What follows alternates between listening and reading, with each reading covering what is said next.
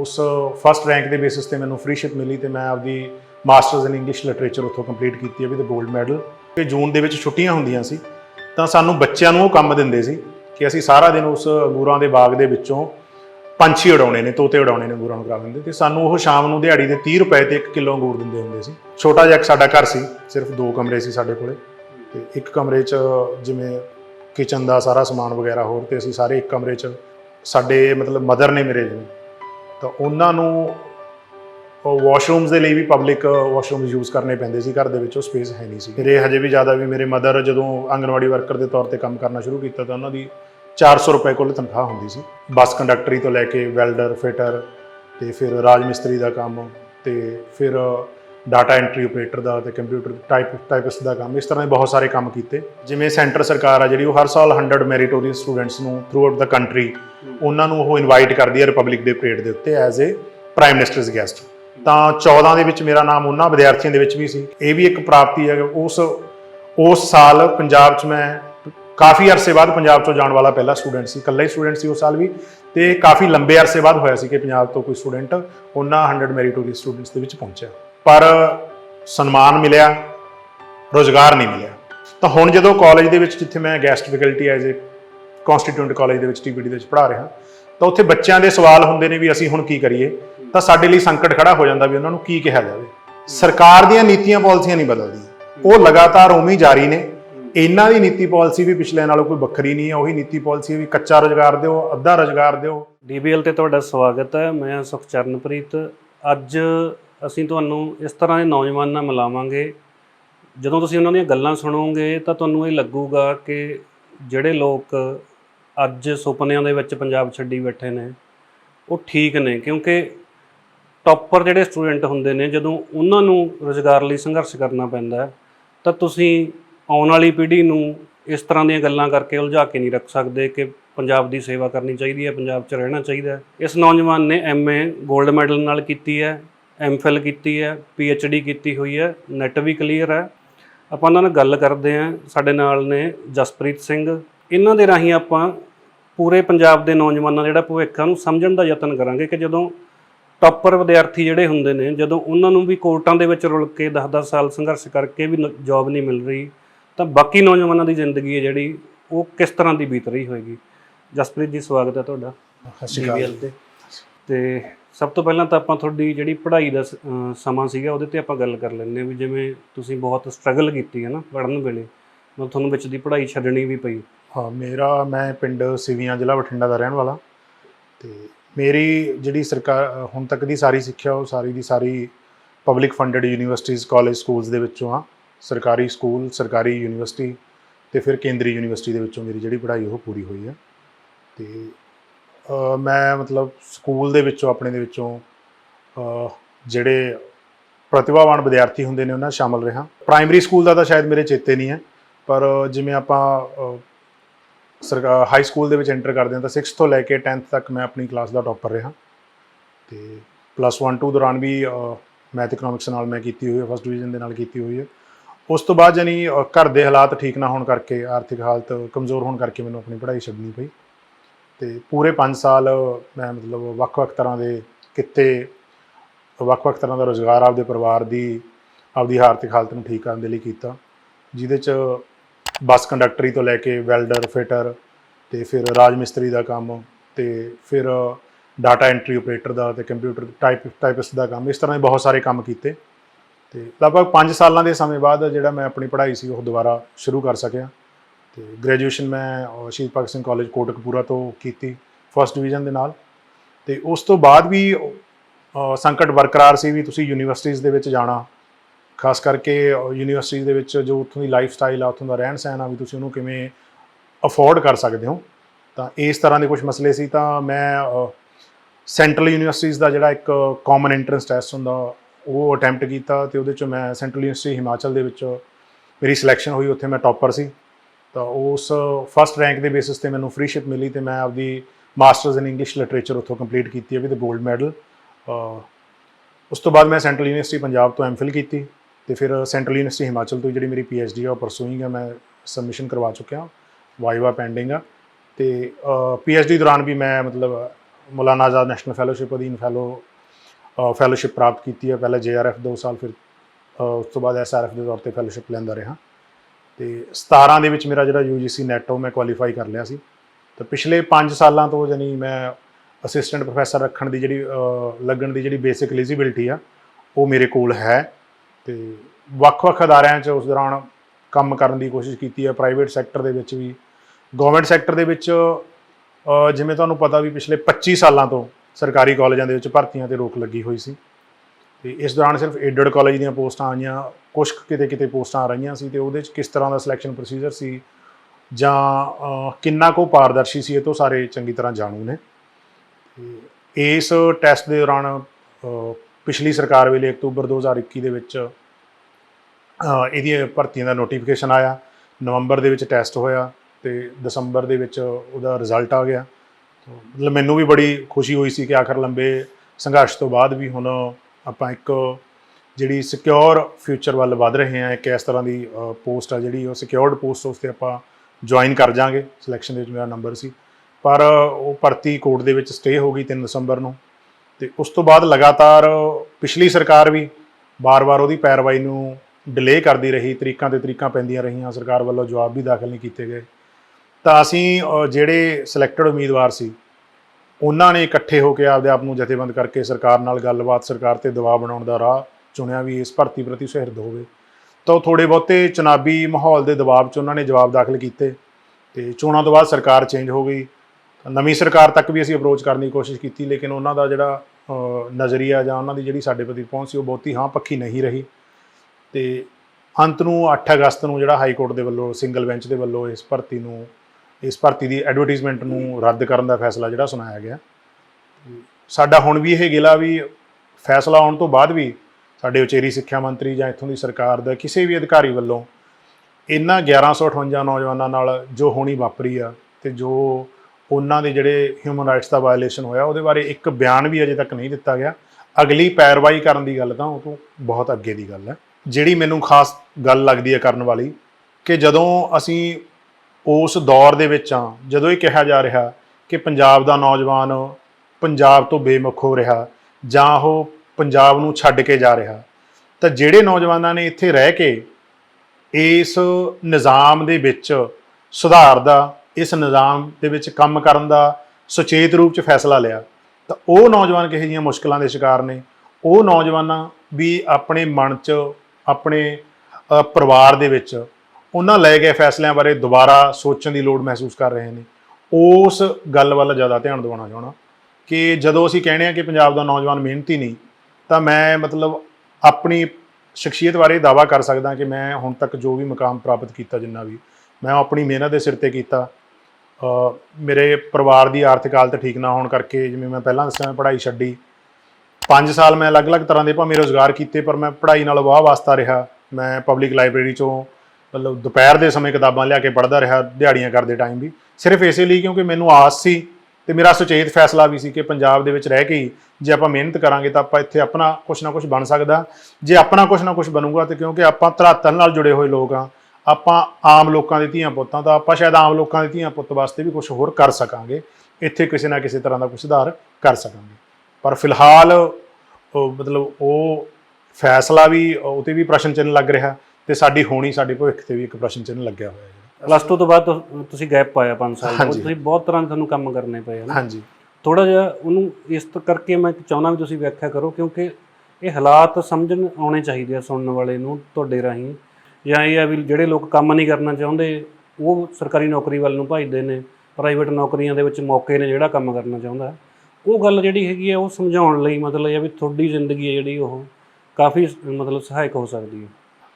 ਦੇਖੋ, ਮੈਂ ਪਲੱਸ 2 ਤੋਂ ਬਾਅਦ ਜਦੋਂ ਮੇਰੀ ਸਟੱਡੀ ਡਿਸਕੰਟੀਨਿਊ ਹੋ ਗਈ ਤਾਂ ਮੈਂ ਕੋਸ਼ਿਸ਼ ਕੀਤੀ ਵੀ ਆਪਦੇ ਪਰਿਵਾਰ ਦੀ ਆਰਥਿਕਤਾ ਦੇ ਵਿੱਚ ਯੋਗਦਾਨ ਪਾਵਾਂ। ਤਾਂ ਹਾਲਾਂਕਿ ਇਹ ਉਸ ਤੋਂ ਵੀ ਪਿੱਛੇ, ਜਦੋਂ ਆਪਾਂ ਇਹ ਗੱਲ ਕਰਦੇ ਹਾਂ ਵੀ ਨੌਜਵਾਨ ਮਿਹਨਤੀ ਨਹੀਂ, ਤਾਂ ਇਹ ਉਸ ਤੋਂ ਵੀ ਪਿੱਛੇ ਦਾ ਵਰਤਾਰਾ ਮੇਰੇ ਹੁਣ ਵੀ ਯਾਦ ਆ ਵੀ 8th ਕਲਾਸ ਦੇ ਵਿੱਚ, 8ਵੀਂ ਕਲਾਸ ਦੇ ਵਿੱਚ ਪਹਿਲੀ ਵਾਰੀ ਮੈਂ, ਮੇਰੇ ਪਿੰਡ ਤੋਂ ਥੋੜ੍ਹੀ ਦੂਰ ਇੱਕ ਅੰਗੂਰਾਂ ਦਾ ਬਾਗ ਆ, ਜਿੱਥੇ ਅਸੀਂ ਬੱਚੇ, ਕਿਉਂਕਿ ਜੂਨ ਦੇ ਵਿੱਚ ਛੁੱਟੀਆਂ ਹੁੰਦੀਆਂ ਸੀ, ਤਾਂ ਸਾਨੂੰ ਬੱਚਿਆਂ ਨੂੰ ਉਹ ਕੰਮ ਦਿੰਦੇ ਸੀ ਕਿ ਅਸੀਂ ਸਾਰਾ ਦਿਨ ਉਸ ਅੰਗੂਰਾਂ ਦੇ ਬਾਗ ਦੇ ਵਿੱਚੋਂ ਪੰਛੀ ਉਡਾਉਣੇ ਨੇ, ਤੋਤੇ ਉਡਾਉਣੇ ਨੇ, ਅੰਗੂਰਾਂ ਨੂੰ ਖਰਾਬ ਦਿੰਦੇ, ਅਤੇ ਸਾਨੂੰ ਉਹ ਸ਼ਾਮ ਨੂੰ ਦਿਹਾੜੀ ਦੇ 30 ਰੁਪਏ 'ਤੇ 1 ਕਿਲੋ ਅੰਗੂਰ ਦਿੰਦੇ ਹੁੰਦੇ ਸੀ। ਤਾਂ ਅਸੀਂ ਉੱਥੇ ਜਾ ਕੇ ਉਹ ਕੰਮ ਕਰਦੇ ਰਹੇ ਹਾਂ, ਕਿਉਂਕਿ ਸਾਨੂੰ ਲੱਗਦਾ ਸੀ ਵੀ 30 ਰੁਪਏ ਬਹੁਤ ਵੱਡੀ ਅਮਾਊਂਟ ਨੇ। ਇਹ 1999 ਤੋਂ ਪਹਿਲਾਂ ਦੀਆਂ 97 98 ਦੀਆਂ ਗੱਲਾਂ ਨੇ ਵੀ 30 ਰੁਪਏ ਬਹੁਤ ਵੱਡੀ ਯੋਗਦਾਨ ਹੁੰਦਾ ਤੁਸੀਂ ਪਰਿਵਾਰ ਦੀ ਇਕਨੋਮੀ ਦੇ ਵਿੱਚ, ਤੇ ਕਿਲੋ ਅੰਗੂਰ ਮਿਲਦੇ ਨੇ। ਤਾਂ ਇਸੇ ਤਰ੍ਹਾਂ ਉਸ ਤੋਂ ਬਾਅਦ ਵੀ ਜਦੋਂ +2 ਬਾਅਦ ਮੇਰੀ ਪੜ੍ਹਾਈ ਛੁੱਟ ਗਈ ਤਾਂ ਮੈਂ ਮਤਲਬ ਬੱਸ ਕੰਡਕਟਰ ਦੇ ਤੌਰ ਤੇ ਵੀ ਸਾਲ ਸਵਾ ਸਾਲ ਕੰਮ ਕੀਤਾ। ਜਦੋਂ ਮੈਨੂੰ ਇਹ ਲੱਗਿਆ ਵੀ ਸ਼ਾਇਦ ਮੈਂ ਇਸ ਕਿੱਤੇ ਤੋਂ ਮੈਨੂੰ ਅੱਗੇ ਵਧਣਾ ਚਾਹੀਦਾ, ਤਾਂ ਫਿਰ ਮੈਂ ਜਿਵੇਂ ਆਪਾਂ ਸਾਰੇ ਹੱਥ ਪੱਲੇ ਮਾਰਦੇ ਹਾਂ, ਸਾਰੇ ਤਰ੍ਹਾਂ ਦੀਆਂ ਮਤਲਬ ਅਲਟਰਨੇਟਿਵ ਤਲਾਸ਼ਦੇ ਹਾਂ, ਤਾਂ ਮੈਂ ਉਸ ਤੋਂ ਬਾਅਦ ਇਲੈਕਟ੍ਰੀਸ਼ੀਅਨ ਦਾ ਕੰਮ ਸਿੱਖਿਆ।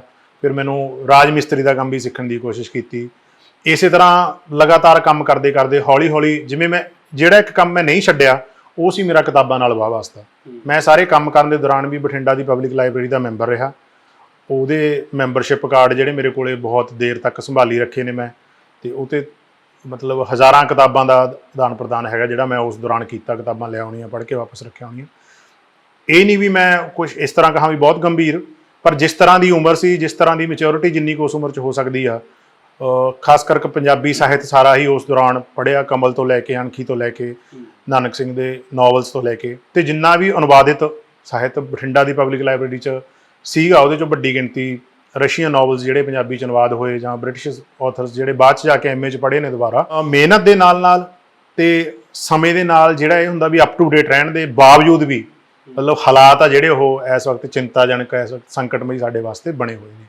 ਤਾਂ ਇਹ ਜਿਹੜਾ ਇੱਕ ਨੈਰੇਟਿਵ ਹੁੰਦਾ ਕਿ ਸਰਕਾਰੀ ਜੌਬ ਲਈ ਸਿਰਫ ਉਹ ਜਾਣਾ ਚਾਹੁੰਦੇ ਨੇ ਜਿਹੜੇ ਪ੍ਰਾਈਵੇਟ ਸੈਕਟਰ 'ਚ ਜੌਬ ਕਰਕੇ ਰਾਜ਼ੀ ਨਹੀਂ, ਜਾਂ ਸਰਕਾਰੀ ਸੈਕਟਰ 'ਚ ਕਿਸੇ ਨਾ ਕਿਸੇ ਤਰ੍ਹਾਂ ਦੀਆਂ ਵਿਸ਼ੇਸ਼ ਸਹੂਲਤਾਂ ਨੇ, ਵਿਸ਼ੇਸ਼ ਕੋਟੇ ਨੇ, ਉਹਨਾਂ ਰਾਹੀਂ ਐਂਟਰੀ ਹੋ ਜਾਂਦੀ ਆ। ਤਾਂ ਸਿਰਫ ਮੈਂ ਨਹੀਂ, ਮੇਰੇ ਵਰਗੇ ਹੋਰ ਹਜ਼ਾਰਾਂ ਨੌਜਵਾਨ ਤੁਹਾਨੂੰ ਮਿਲ ਜਾਣਗੇ ਜਿਹੜੇ ਉਹਨਾਂ ਨੈਰੇਟਿਵਸ ਨੂੰ ਕਾਊਂਟਰ ਕਰਦੇ ਨੇ। ਇਹ ਅਸਲੀਅਤ ਦੱਸਦੇ ਨੇ ਕਿ ਅਸਲ 'ਚ ਸਰਕਾਰਾਂ ਬਦਲ ਕੇ ਆਉਂਦੀਆਂ ਰਹੀਆਂ, ਸਰਕਾਰਾਂ ਕੋਈ ਵੀ ਹੈ, ਚਾਹੇ ਹੁਣ ਦੀ ਸਰਕਾਰ ਜਾਂ ਪਿਛਲੀ ਸਰਕਾਰ, ਇੱਕ ਢਾਂਚੇ ਦੇ ਤੌਰ ਤੇ ਪੰਜਾਬ ਦੇ ਵਿੱਚ ਇੱਥੋਂ ਦੇ ਮਿਹਨਤਕਸ਼, ਇੱਥੋਂ ਦੇ ਕਾਬਲ ਨੌਜਵਾਨਾਂ ਨੂੰ ਸਾਂਭਣ ਦੀ ਜਿਹੜੀ ਇਸ ਵਕਤ ਆਪਾਂ ਇਹ ਕਹੀਏ ਵੀ ਕੈਪੈਸਿਟੀ ਆ ਉਹ ਨਹੀਂ ਰਹੀ। ਇਸੇ ਲਈ ਜਿਹੜਾ ਵਿਦੇਸ਼ ਵੱਲ ਨੂੰ ਆਪਾਂ ਇਹ ਕਹਿ ਲਈਏ ਪ੍ਰਵਾਸ ਹੋ ਰਿਹਾ ਵੱਡੀ ਗਿਣਤੀ 'ਚ, ਜਾਂ ਫਿਰ ਜਿਹੜੇ ਇੰਟੈਲੀਜੈਂਟ ਮਾਈਂਡਸ ਨੇ ਉਹ ਵਿਦੇਸ਼ ਜਿਹੜੇ ਨਹੀਂ ਵੀ ਜਾ ਸਕਦੇ, ਉਹ ਚਾਹੇ ਇੱਥੋਂ ਰੁਜ਼ਗਾਰ ਦੀ ਤਲਾਸ਼ 'ਚ ਗੁੜਗਾਉਂ ਤੋਂ ਲੈ ਕੇ ਬੰਗਲੌਰ ਤੱਕ ਬੈਠੇ ਨੇ, ਇੱਥੋਂ ਰੁਜ਼ਗਾਰ ਦੀ ਤਲਾਸ਼ 'ਚ ਉਹ ਹਿਮਾਚਲ ਤੋਂ ਲੈ ਕੇ ਪਰੇ ਕਸ਼ਮੀਰ ਤੱਕ ਬੈਠੇ ਨੇ। ਜਾਨੀ ਪੰਜਾਬ ਤੋਂ ਬੇਮੁਖ, ਭਾਵੇਂ ਆਪਾਂ ਨਹੀਂ ਕਹਿ ਸਕਦੇ ਬੇਮੁਖ ਹੋਏ ਨੇ, ਪਰ ਮਜਬੂਰ ਨੇ ਕਿ ਉਹ ਇੱਥੇ ਰਹਿ ਕੇ ਸਰਵਾਈਵ ਨਹੀਂ ਕਰ ਸਕਦੇ। ਇਸੇ ਲਈ ਜਿਹੜਾ ਇਹ ਪੰਜਾਬ ਆ ਜਿਹੜਾ ਦਿਨੋਂ ਦਿਨ ਸਾਨੂੰ ਖਾਲੀ ਹੁੰਦਾ ਨਜ਼ਰ ਆ ਰਿਹਾ। ਜਿਹੜਾ ਤੁਹਾਨੂੰ ਇੰਨਾ ਕੰਮ ਕਰਨਾ ਪਿਆ ਨਾ, ਵਿੱਚ ਪੜ੍ਹਾਈ ਦਾ ਗੈਪ ਵੀ ਪਾਇਆ, ਕਮਾ ਕੇ ਵੀ ਫਿਰ ਤੁਹਾਨੂੰ ਇੰਨਾ ਗੈਪ ਪਾਉਣਾ ਪਿਆ ਵੀ 5 ਸਾਲ ਤੁਹਾਡੀ ਪੜ੍ਹਾਈ ਛੁੱਟੀ ਰਹੀ ਹੈ ਨਾ। ਕੀ ਕਾਰਨ ਸੀ ਵੀ ਜਿਹੜਾ ਸਕੂਲੀ ਪੜ੍ਹਾਈ ਆ ਜਾਂ ਕਾਲਜ ਦੀ ਉਦੋਂ ਕੋਈ ਇੰਨੀ ਜ਼ਿਆਦਾ ਫੀਸ ਨਹੀਂ ਸੀ ਹੁੰਦੀ ਹੈ ਨਾ, ਉਹ ਵੀ ਤੁਸੀਂ ਨਹੀਂ ਕੱਢ ਪਾਏ? ਮੈਂ ਨਿਮਨ ਕਿਸਾਨੀ ਪਰਿਵਾਰ ਨਾਲ ਸੰਬੰਧ ਰੱਖਦਾ, ਬਟ ਮਤਲਬ ਜਦੋਂ ਅਸੀਂ ਸੁਰਤ ਸਾਂਭੀ ਆ ਉਦੋਂ ਤੱਕ ਜਿਹੜੀ 2-4 ਕਿੱਲੇ ਜ਼ਮੀਨ ਬਚੀ ਸੀ ਉਹ ਵੀ ਚਲੀ ਗਈ ਸੀ, ਜੋ ਖੇਤੀ ਸੰਕਟ ਆਇਆ ਹੋਇਆ ਚਾਰੇ ਪਾਸੇ। ਤੇ ਮੇਰੇ ਮਦਰ ਨੇ ਜਿਹੜੇ ਉਹ ਪਿੰਡ ਦੇ ਵਿੱਚ ਆਂਗਨਵਾੜੀ ਵਰਕਰ ਸੀ, ਤੇ ਫਾਦਰ ਸਾਹਿਬ ਮੇਰੇ ਉਹ ਪਿੰਡ ਦੇ ਵਿੱਚ ਪੋਸਟਮੈਨ ਦਾ ਕੰਮ ਕਰਦੇ ਸੀ, ਜਿਹੜੀ ਮਤਲਬ ਇੱਕ ਆਨਰੇਰੀ ਪੋਸਟ ਹੁੰਦੀ ਹੈ, ਉਹ 'ਚ ਬਹੁਤ ਥੋੜ੍ਹੀ ਤਨਖਾਹ ਦਿੱਤੀ ਜਾਂਦੀ ਹੈ। ਤਾਂ ਫਿਰ ਇਹ ਹਜੇ ਵੀ ਜ਼ਿਆਦਾ ਵੀ ਮੇਰੇ ਮਦਰ ਜਦੋਂ ਆਂਗਨਵਾੜੀ ਵਰਕਰ ਦੇ ਤੌਰ ਤੇ ਕੰਮ ਕਰਨਾ ਸ਼ੁਰੂ ਕੀਤਾ ਤਾਂ ਉਹਨਾਂ ਦੀ 400 ਰੁਪਏ ਕੁੱਲ ਤਨਖਾਹ ਹੁੰਦੀ ਸੀ। ਤਾਂ 2 ਬੱਚਿਆਂ ਨਾਲ ਸਾਰੇ ਪਰਿਵਾਰ ਦਾ ਪਾਲਣ ਪੋਸ਼ਣ, ਤੇ ਫਾਦਰ ਸਾਹਿਬ ਦੀ ਸ਼ਾਇਦ 1100-1200 ਰੁਪਏ ਤਨਖਾਹ ਸੀ। 1500 ਰੁਪਏ ਤਨਖਾਹ ਦੇ ਵਿੱਚ 2 ਬੱਚਿਆਂ ਦਾ ਪਾਲਣ ਪੋਸ਼ਣ, ਘਰ ਚਲਾਉਣਾ, ਤੇ ਫਿਰ ਪੜ੍ਹਾਈਆਂ ਦੇ ਖਰਚੇ ਸੰਭਵ ਨਹੀਂ ਸੀ। ਇਹਦੇ ਨਾਲ ਹੀ ਫਿਰ ਅਸੀਂ ਵੀ ਜਦੋਂ ਯੋਗਦਾਨ ਪਾਉਣਾ ਸ਼ੁਰੂ ਕੀਤਾ ਤਾਂ ਵੀ ਇਹ ਸੀ ਵੀ ਹੋਰ ਬਹੁਤ ਤਰ੍ਹਾਂ, ਮਤਲਬ ਜਿਵੇਂ ਬਹੁਤ ਛੋਟਾ ਜਿਹਾ ਸਾਡਾ ਘਰ ਸੀ, ਸਿਰਫ 2 ਕਮਰੇ ਸੀ ਸਾਡੇ ਕੋਲੇ, ਤੇ ਇੱਕ ਕਮਰੇ 'ਚ ਜਿਵੇਂ ਕਿਚਨ ਦਾ ਸਾਰਾ ਸਮਾਨ ਵਗੈਰਾ ਹੋਰ, ਤੇ ਅਸੀਂ ਸਾਰੇ ਇੱਕ ਕਮਰੇ 'ਚ, ਉਸੇ ਕਮਰੇ 'ਚ ਹੀ ਤੁਸੀਂ ਸੌਂ ਰਹੇ ਹੋ, ਤੁਹਾਡੇ ਕੋਲੇ ਅੱਡ ਕਿਸੇ ਤਰ੍ਹਾਂ ਦਾ ਕੋਈ ਸਪੇਸ ਨਹੀਂ, ਉੱਥੇ ਬੈਠ ਕੇ ਤੁਸੀਂ ਪੜ੍ਹਨਾ ਲਿਖਣਾ ਉਹ ਸਾਰਾ ਕੁਛ ਹੈ ਉੱਥੇ। ਈਵਨ ਮਤਲਬ ਜਿਹੜੀ ਗਰੀਬੀ ਵਾਲੀ ਜੇ ਅਸੀਂ ਗੱਲ ਕਰੀਏ, ਜਿਹੜੀ ਹੰਡਾਉਣ ਵਾਲੀ, ਤਾਂ ਸਾਡੇ ਮਤਲਬ ਮਦਰ ਨੇ ਮੇਰੇ ਜਿਵੇਂ, ਤਾਂ ਉਹਨਾਂ ਨੂੰ ਵਾਸ਼ਰੂਮਸ ਦੇ ਲਈ ਵੀ ਪਬਲਿਕ ਵਾਸ਼ਰੂਮਸ ਯੂਜ਼ ਕਰਨੇ ਪੈਂਦੇ ਸੀ, ਘਰ ਦੇ ਵਿੱਚ ਉਹ ਸਪੇਸ ਹੈ ਨਹੀਂ ਸੀਗੀ। ਤਾਂ ਉਹਨਾਂ ਹਾਲਾਤਾਂ ਦੇ ਵਿੱਚੋਂ ਜਦੋਂ ਅਸੀਂ ਉੱਠ ਕੇ ਆਉਣੇ ਆ ਤਾਂ ਸਾਨੂੰ ਜਿਵੇਂ ਆਪਾਂ ਇੱਕ ਪੰਜਾਬ ਦਾ ਇੱਕ ਮੁਹਾਵਰਾ ਵੀ ਜੰਮਦਿਆਂ ਨੂੰ ਮੁਹਿੰਮਾਂ, ਤਾਂ ਇੱਕ ਤਾਂ ਇਹ ਲੱਗਦਾ ਸੀ ਵੀ ਇਹ ਮੁਹਿੰਮਾਂ ਕੋਈ ਨਹੀਂ ਫਿਰ, ਤੇ ਦੂਸਰਾ ਜਿਹੜਾ ਉਸ ਟਾਈਮ ਇੱਕ ਵਿਕਾਸ ਦਾ ਜਾਂ ਮਤਲਬ ਲਿਆਕਤ ਦਾ ਇੱਕ ਇਹ ਸੀ ਵੀ ਸ਼ਾਇਦ ਇਹਦਾ ਮੁੱਲ ਪੈ ਜਾਂਦਾ। ਤਾਂ ਉਹ 2 ਗੱਲਾਂ ਨੇ, ਉਹ 2 ਚੀਜ਼ਾਂ ਨੇ ਜੋੜੀ ਰੱਖਿਆ ਵੀ ਨਹੀਂ ਤੁਸੀਂ ਮਿਹਨਤ ਕਰਦੇ ਰਹੋ, ਲਿਆਕਤ ਗਿਆਨ ਇਕੱਠਾ ਕਰਦੇ ਰਹੋ, ਇਹਦਾ ਅੰਤ ਨੂੰ ਕੋਈ ਨਾ ਕੋਈ ਕਿਸੇ ਨਾ ਕਿਸੇ ਤਰੀਕੇ ਮੁੱਲ ਪੈ ਜਾਣਾ ਹੈ। ਤਾਂ ਉਹ 2 ਚੀਜ਼ਾਂ ਨੇ ਲਗਾਤਾਰ ਜੋੜੀ ਰੱਖਿਆ। ਉਹਨਾਂ ਦੋਨਾਂ ਚੀਜ਼ਾਂ ਦੇ ਸਿਰ ਤੇ ਹੀ ਪਹਿਲਾਂ ਗ੍ਰੈਜੂਏਸ਼ਨ ਕੀਤੀ। ਗ੍ਰੈਜੂਏਸ਼ਨ ਦੇ ਦੌਰਾਨ ਵੀ ਮੈਂ ਗ੍ਰੈਜੂਏਸ਼ਨ ਦੀ ਜਿਹੜੀ ਮੇਰੀ ਹੈ ਉਹ 3 ਸਾਲ ਨੇ, ਉਹ 3 ਸਾਲ ਦੇ ਵਿੱਚ ਮੈਂ ਆਪਦੇ ਪਿੰਡ ਦੇ ਵਿੱਚ ਬੱਚਿਆਂ ਨੂੰ ਟਿਊਸ਼ਨ ਪੜ੍ਹਾਉਂਦਾ ਰਿਹਾ।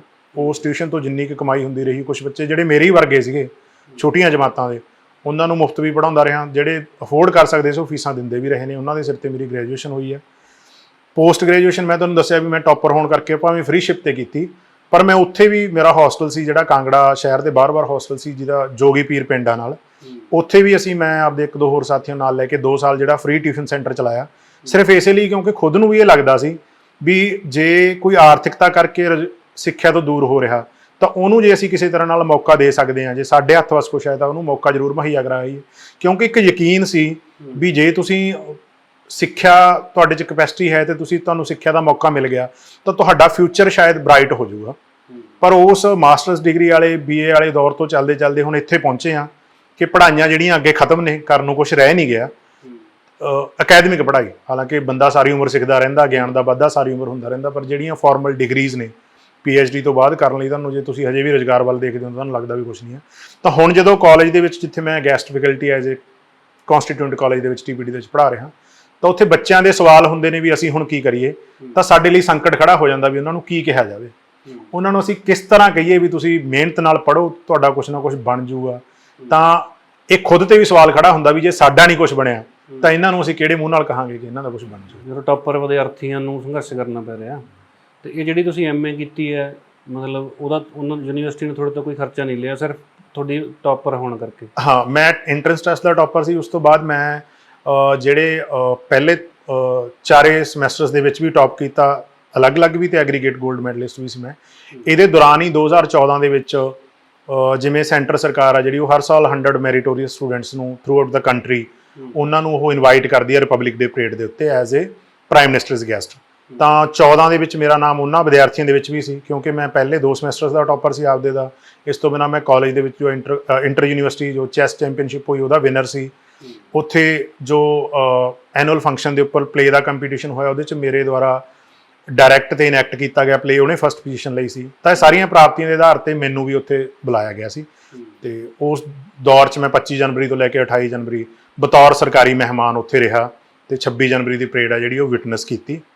ਕਿਹੜੇ ਪ੍ਰਾਈਮ ਮਿਨਿਸਟਰ ਸੀ ਉਸ ਸਮੇਂ? ਮਨਮੋਹਨ ਸਿੰਘ ਸੀਗੇ ਪ੍ਰਾਈਮ ਮਿਨਿਸਟਰ ਸਾਡੇ। ਤੇ ਅਸੀਂ ਅਲੱਗ-ਅਲੱਗ ਸਟੇਟਸ ਦੇ ਬਹੁਤ ਸਾਰੇ ਇਸੇ ਤਰ੍ਹਾਂ ਦੇ ਮੈਰੀਟੋਰੀਅਸ ਜਿਹੜੇ ਸਟੂਡੈਂਟ ਸੀਗੇ ਉਹਨਾਂ ਨਾਲ ਇੰਟਰੈਕਸ਼ਨਸ ਹੋਈਆਂ, ਉਹਨਾਂ ਨਾਲ ਗੱਲਾਂ ਬਾਤਾਂ ਹੋਈਆਂ। ਤੇ ਉਸ ਦੌਰ 'ਚ ਲੱਗਦਾ ਸੀ ਵੀ ਸ਼ਾਇਦ ਵੀ ਇਹ ਵੀ ਇੱਕ ਪ੍ਰਾਪਤੀ ਹੈ। ਉਸ ਸਾਲ ਪੰਜਾਬ 'ਚ ਮੈਂ ਕਾਫੀ ਅਰਸੇ ਬਾਅਦ ਪੰਜਾਬ 'ਚੋਂ ਜਾਣ ਵਾਲਾ ਪਹਿਲਾ ਸਟੂਡੈਂਟ ਸੀ, ਇਕੱਲਾ ਹੀ ਸਟੂਡੈਂਟ ਸੀ ਉਸ ਸਾਲ ਵੀ। ਤੇ ਕਾਫੀ ਲੰਬੇ ਅਰਸੇ ਬਾਅਦ ਹੋਇਆ ਸੀ ਕਿ ਪੰਜਾਬ ਤੋਂ ਕੋਈ ਸਟੂਡੈਂਟ ਉਹਨਾਂ 100 ਮੈਰੀਟੋਰੀਅਸ ਸਟੂਡੈਂਟਸ ਦੇ ਵਿੱਚ ਪਹੁੰਚਿਆ। ਤੇ ਇੱਕ ਖੁਸ਼ੀ ਦੀ ਲਹਿਰ ਵੀ ਸੀ, ਸ਼ਾਇਦ ਇਹ ਸੀ ਵੀ ਤੁਹਾਡੇ ਜਿਹੜੇ ਐਫਰਟਸ ਨੇ ਉਹ ਰੈਕਗਨਾਈਜ਼ ਹੋ ਰਹੇ ਨੇ, ਤੇ ਹੁਣ ਤੁਹਾਡੀ ਜਿਹੜੀ ਮਿਹਨਤ ਆ ਉਹਦਾ ਕੋਈ ਫਲ ਵੀ ਤੁਹਾਨੂੰ ਮਿਲ ਜਾਏਗਾ। ਪਰ ਸਨਮਾਨ ਮਿਲਿਆ, ਰੁਜ਼ਗਾਰ ਨਹੀਂ ਮਿਲਿਆ, ਪੱਕਾ ਰੁਜ਼ਗਾਰ ਜਾਨੀ ਹਜੇ ਤੱਕ ਸਾਨੂੰ ਨਹੀਂ ਮਿਲਿਆ। ਤੇ ਇਹ ਜਿਹੜਾ ਤੁਹਾਡੀ ਗੱਲ ਦੇ ਵਿੱਚ ਮੇਰੇ ਖਿਆਲ ਆਇਆ ਮਨ ਦੇ ਵਿੱਚ, ਤੁਸੀਂ ਬਹੁਤ ਸਾਰੀਆਂ ਪ੍ਰਾਈਵੇਟ ਜੋਬ ਕੀਤੀਆਂ ਹਨ, ਜਿਹੜੇ ਆਪਣੇ ਇਹ ਵੀ ਇੱਕ ਲੌਜਿਕ ਦਿੱਤਾ ਜਾਂਦਾ ਵੀ ਬਾਹਰ ਜਾ ਕੇ ਵੀ ਤਾਂ ਟਰਾਲੇ ਚਲਾਉਂਦੇ ਨੇ, ਬਾਹਰ ਜਾ ਕੇ ਵੀ ਤਾਂ ਅੰਗਰੇਜ਼ਾਂ ਦੇ ਭਾਂਡੇ ਮਾਂਜਦੇ ਨੇ, ਇੱਥੇ ਕੰਮ ਕਿਉਂ ਨਹੀਂ ਕਰਦੇ? ਬਿਹਾਰ ਵਾਲੇ ਆ ਕੇ ਇੱਥੇ ਉਹ ਕਰੀ ਜਾਂਦੇ ਹਨ। ਪਰ ਇਹ ਹੈ ਵੀ ਤੁਸੀਂ ਕਾਫੀ ਕੰਮ ਕਰਕੇ ਦੇਖੇ, ਜੇ ਸਰਕਾਰੀ ਨੌਕਰੀ ਦਾ ਤੇ ਉਹ ਕੰਮਾਂ ਦਾ ਕੋਈ ਮਤਲਬ ਆਪਸ ਨੇੜ ਤੇੜ ਵੀ ਹੁੰਦਾ ਤਾਂ ਮੇਰੇ ਖਿਆਲ 'ਚ ਮਤਲਬ ਤੁਹਾਨੂੰ ਇਹ ਚਿੰਤਾ ਨਹੀਂ ਸੀ ਹੋਣੀ ਵੀ ਚਲੋ ਠੀਕ ਹੈ। ਹਾਂ, ਨਹੀਂ ਬਿਲਕੁਲ। ਦੇਖੋ, ਜਿਹੜਾ ਇਹ ਕਿਹਾ ਜਾਂਦਾ ਵੀ ਸਰਕਾਰੀ ਨੌਕਰੀ 'ਚ ਸ਼ਾਇਦ ਆਰਾਮ ਆ, ਇਸੇ ਲਈ ਹਰ ਕੋਈ ਚਾਹੁੰਦਾ ਵੀ ਮੈਨੂੰ ਸਰਕਾਰੀ ਨੌਕਰੀ ਮਿਲ ਜੇ।